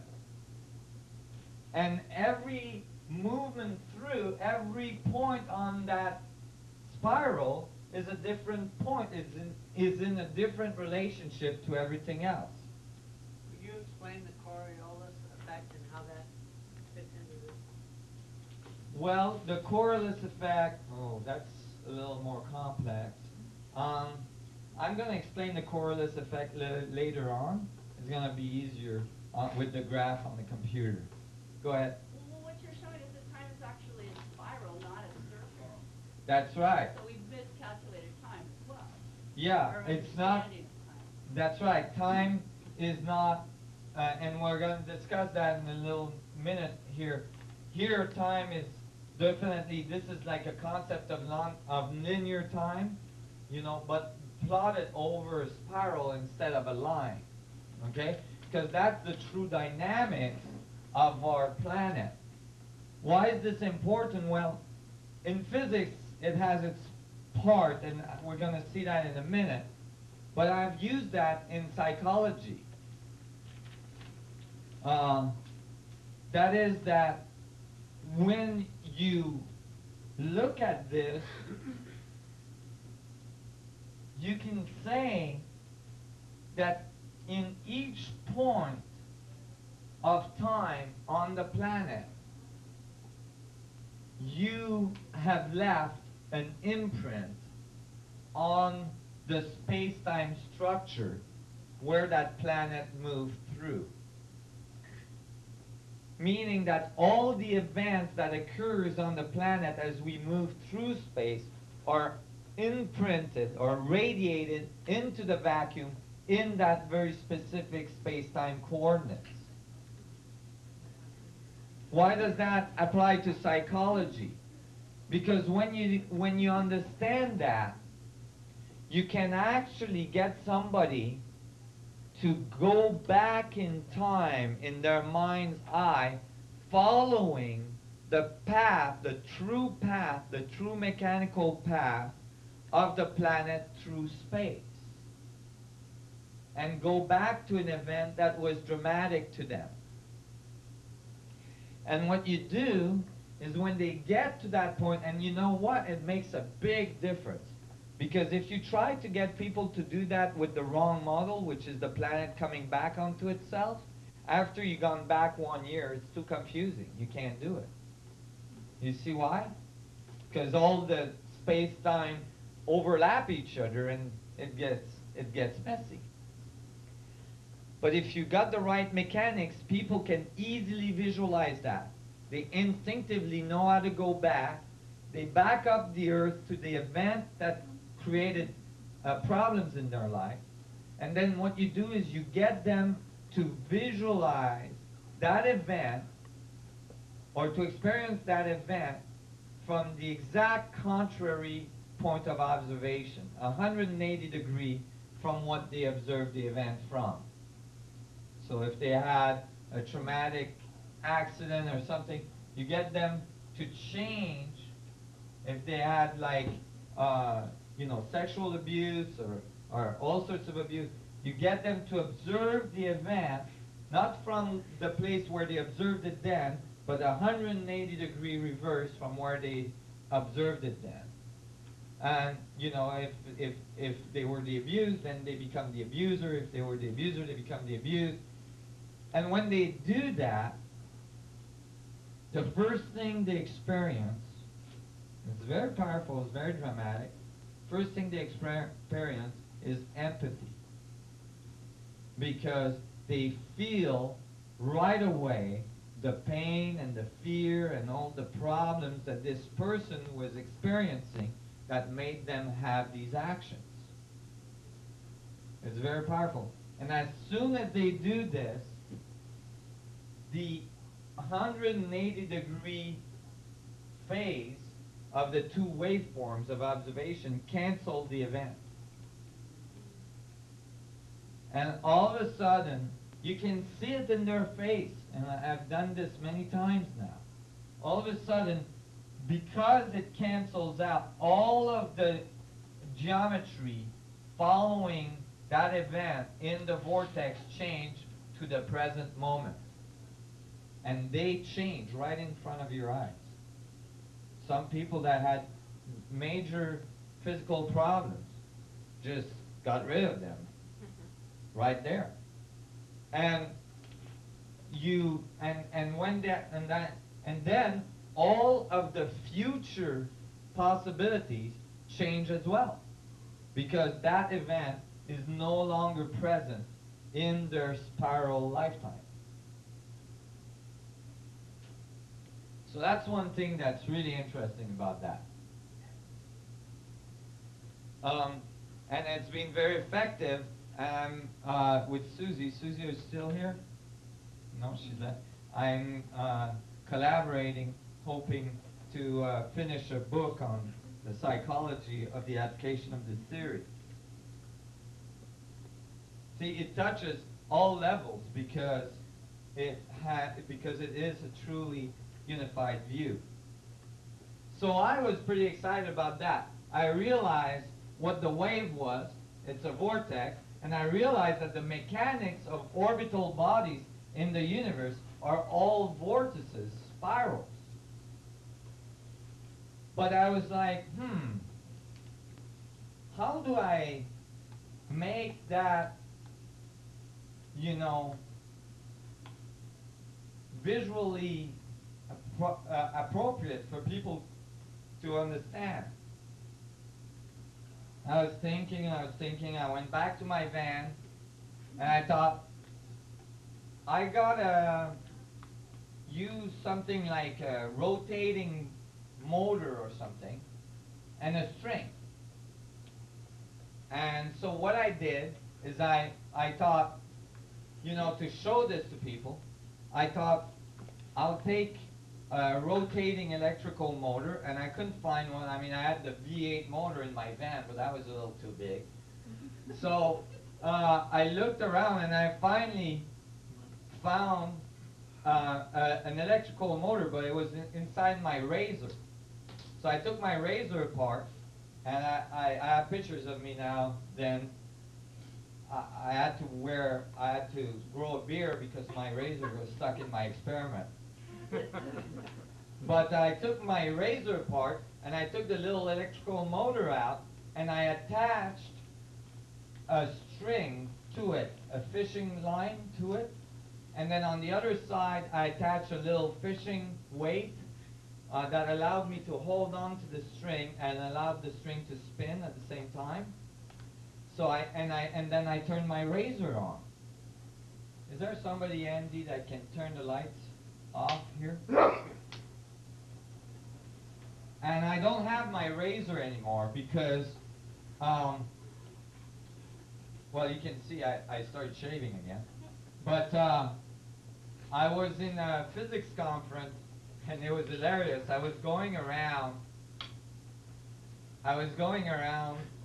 all these physicists in this physics conference with my little laser and my little string, trying to explain to them that a wave is a 3D vortex. And some physicist that had come from Canada saw me doing that, and he had brought this device that he thought was a cool toy. And when he saw me do that, he said, "You need this device," and he gave it to me. So since then I present with this, which is much better than my little razor string. Okay, so I'm gonna try to do this in a way so I can still, can you pull on that string above your head? Okay, there you go. Appreciate. So here, I'm gonna, I orbited the string, and as soon as I put it together, this is what happened. The string self-organized into a vortex, but the vortex was quantized. Can everybody see the two-dimensional waveform here? The 2D sine wave? Okay, well, the 2D sine wave is a 3D vortex, right? We all agree, right? And when it does go into self-organization, it generates very specific quantas. Can everybody see this?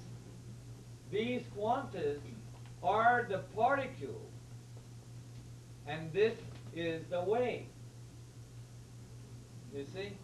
The wave and the particle come together naturally when you have a 3D vortex. You all see what I mean? All of a sudden, it's not either a wave or a particle, it's both in the same dynamic. The particle and the wave. Now, when you disrupt that, it'll balance itself back out, right? Pardon me? When you disrupt it, it'll balance itself right back out, just like this. Yeah, you can disrupt it, and you see, you can change the amplitude, but you can get like stable, Chaotic attractor. yeah, stable standing waves, like this one. And they're very beautiful as well. They generate really interesting fractal structures in between them, which you can see in the middle there. Are those available in churches? I wish. I've never been able to find another one of these. And I looked hard and long. And you can continue to create, see, this is, let me see. This is a 2 frequency, right? So again, self-organized. Does that look like anything? Right. Now I had a context for the petals, or for the lobes in between the intersecting spheres. The spheres are the radiating side of the event horizon. Those radiating spheres intersect, creating standing waves, that is the electromagnetic field. You see that? And so that you can actually make this the one frequency. Let me see if I can get, there's, let me spin it up. This is one of the interference patterns. Now, a wave of water in the ocean coming onto a beach, is the water molecules coming in a spiral? That's right. The water molecules are moving through the wave. You know, like surfers going through the tunnel? The water molecules are going through the wave like this along the shore. And the wave appears to be moving this way towards the shore. But it's actually a vortex. So, let me see. You can get, let me see if I can get it. Oh, way up. There we go. Here you get a tetrahedral array of waveforms in the middle. Oh, I lost it. Oh, sorry. It's kind of hard to show to a large audience. Need a camera on it. In any case, you can get all the interference pattern you need, including the wave and the particles together, all in one. You don't have to have some weird dichotomy between the two.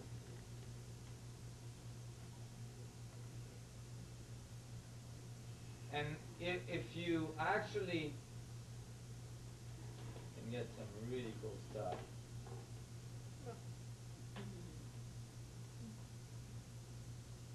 At slow speed. Here's the interference patterns at slow speed. Isn't this neat? If you leave it long enough, does it always naturally organize itself, or is it organizing because you're moving it a little bit? It's organizing because I'm moving it. If I change the wave frequency, right, there's places where the distance, due to the length of the string, will create interference, like here. But then if I change that length, when it's at the right length, then it will self-organize. And when it does, the rate of rotations of the motor changes. You see? And so it has to do with the wavelength and the speed of rotation. So here is my string theory.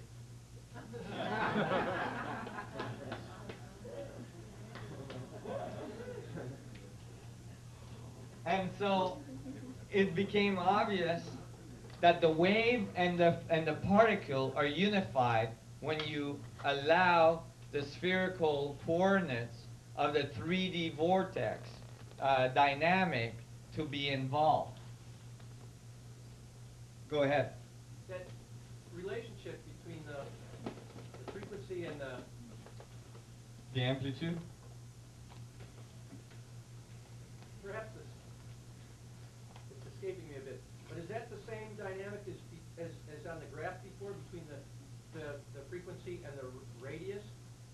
I mean, is there Yes. Is there a correlation there? There's a correlation, absolutely, because it's the radius and the frequency will dictate the resonance of the system, will dictate the fundamental resonance of a system. So it's either in constructive or destructive resonance, and if you change the length of the string, you either get constructive waveform or destructive waveform, and the two generate, you know, the dynamics of the expansion and the contraction and so on. So yeah, it is definitely related. The radius of a system and its angular momentum are directly related, and its energy output, the surface of the system and the amount of information moving through it is directly related. So it all works together, you're right. So I guess I was really, I was amazed about that, because but then I was thinking, okay, you guys, this is where you guys gonna have to do some nonlinear thinking. Because I was thinking, all right, now, if you have a sun, a planet moving around the sun, right? But then the sun is moving around the galaxy. That's a larger spiral, because the galaxy is moving through space. And then the galaxy is orbiting a cluster of galaxy. That's moving through space. And then that cluster is orbiting a larger cluster, which is orbiting the universe, which is a larger spiral, and that universe is orbiting a multiverse, a larger universe, and a larger universe, and a larger universe to infinity. Then, is anything moving?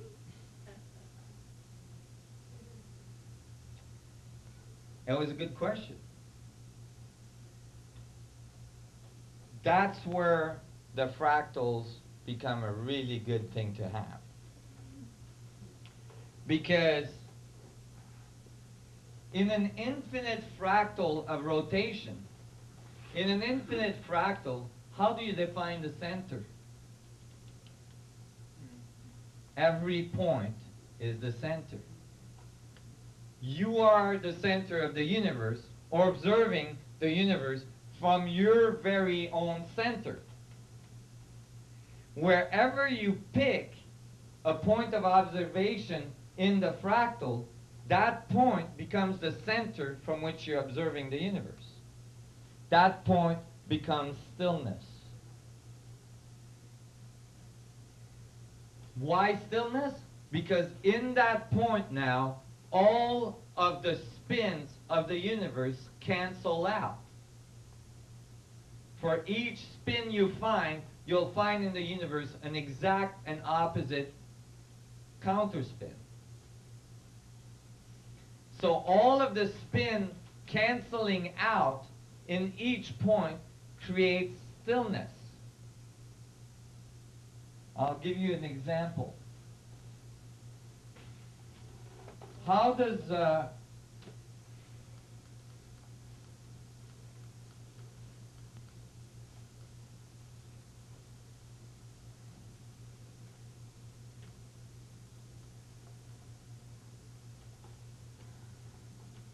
here's a hurricane off the coast of Florida. How many, 100 miles an hour wind, 100 plus an hour wind, right? What's in the middle? Stillness, the eye of the hurricane. You need stillness to be able to have a frame of reference for rotation. You see? And that is how singularity occurs. Singularity is the point at the center of your experience of the universe, that's the point of stillness from which you're observing the universe. This is why, I say the universe is a fractal structure, and then people say, well, if that was true, we would all look the same. Well, we don't all look the same. Why? Because we're observing the universe from our particular point of stillness, our particular point of center. If we all observe this pan from our particular point of center, that means we're all going to get a whole different set of information about this pan. And because we all get a different set of information, we all look different. Can we have the lights come back on? That'd be great, because otherwise I get blinded by this one. Thank you. So, can you guys understand? Do you guys understand this? Right. So it's all spin canceling in the middle of all things, creating stillness. From that point of stillness, everything orbits around it. When you know that, then when you look at the galaxy, you find the same dynamics. Right? This is a galaxy. This is a huge fractal level larger than a hurricane. A hurricane is a few hundred miles across. A galaxy is a few thousand light years across. Okay? And it has billions of stars in it. What's at the center of a galaxy? An immense black hole. The point of stillness, singularity. The point where all spin cancels, creating non-movement, singularity. Yes, the black hole is orbiting, but that's the outside. If you go in towards singularity, further you go, stiller it's going to get, colder it's going to get. Now when I show this to people, when I showed this to physicists almost 12 years ago, I predicted from this theory that the center of all galaxies were going to generate black holes. That all galactic center had a black hole at the center. I got kicked out of physics conference for saying things like that. Well, recently, this data appeared. The largest Hubble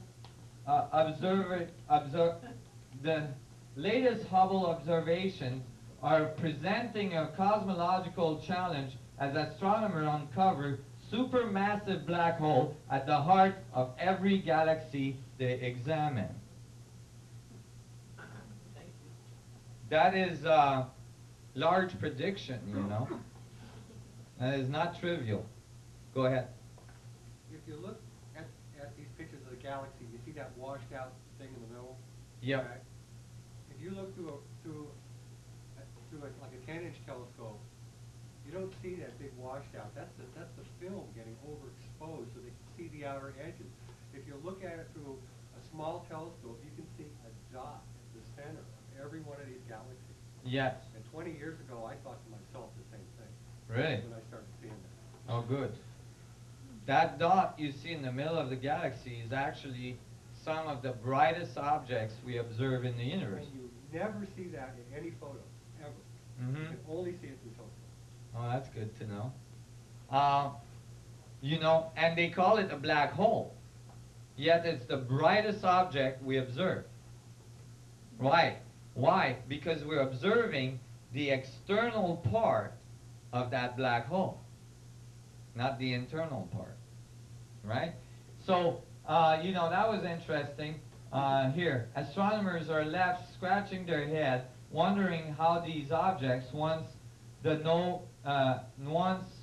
seen as novelty items or the stuff of science fiction, may be commonplace, dominating the core of possibly every large galaxy in the universe. Well, they keep scratching their head.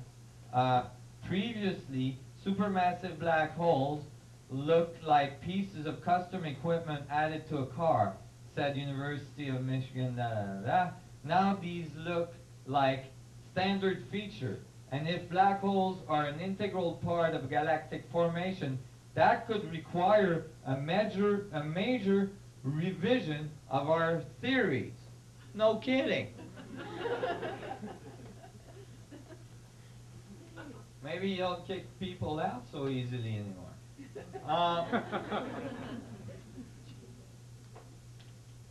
So you guys see where I'm going? See, this is the concept that I'm bringing forward. Everything is centered by singularity. And everything that is outside that center is the radiative part that we observe as the universe, because it rotates. Because it has angular momentum, and that generates forces like electromagnetic radiation and so on. So when you know, when I was looking at all this stuff, and I realized that these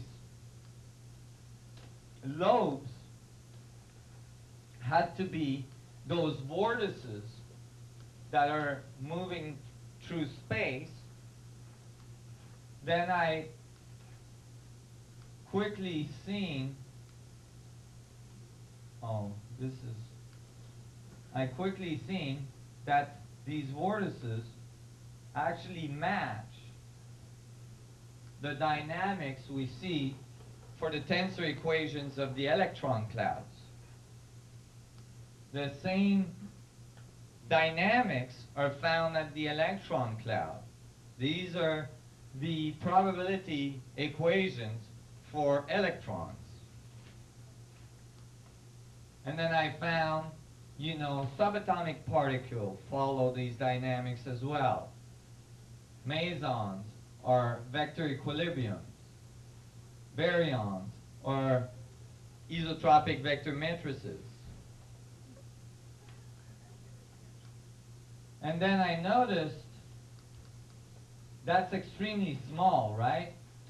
Then I noticed that in the extremely big, the same dynamics are found. These are supernova explosions here on the right, on your left. And this is a crop circle. Can everybody see this here? It's hard to see.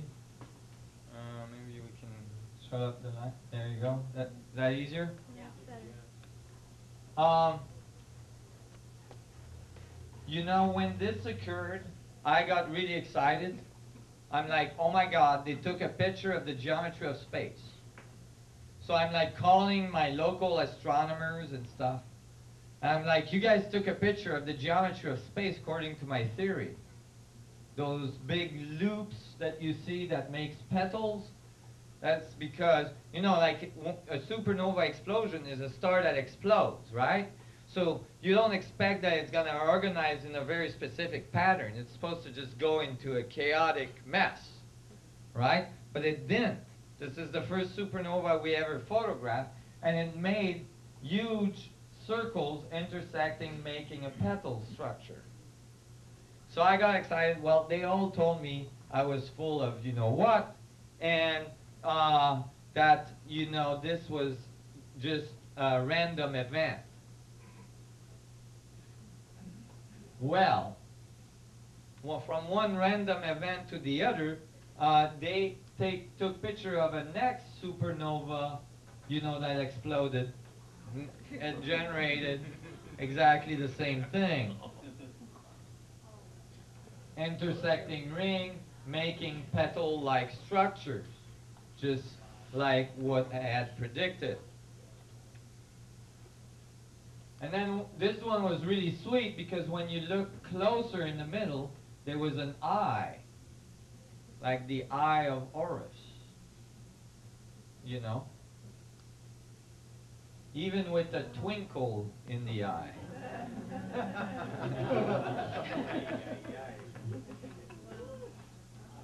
But what got me really excited about that one is that the two intersect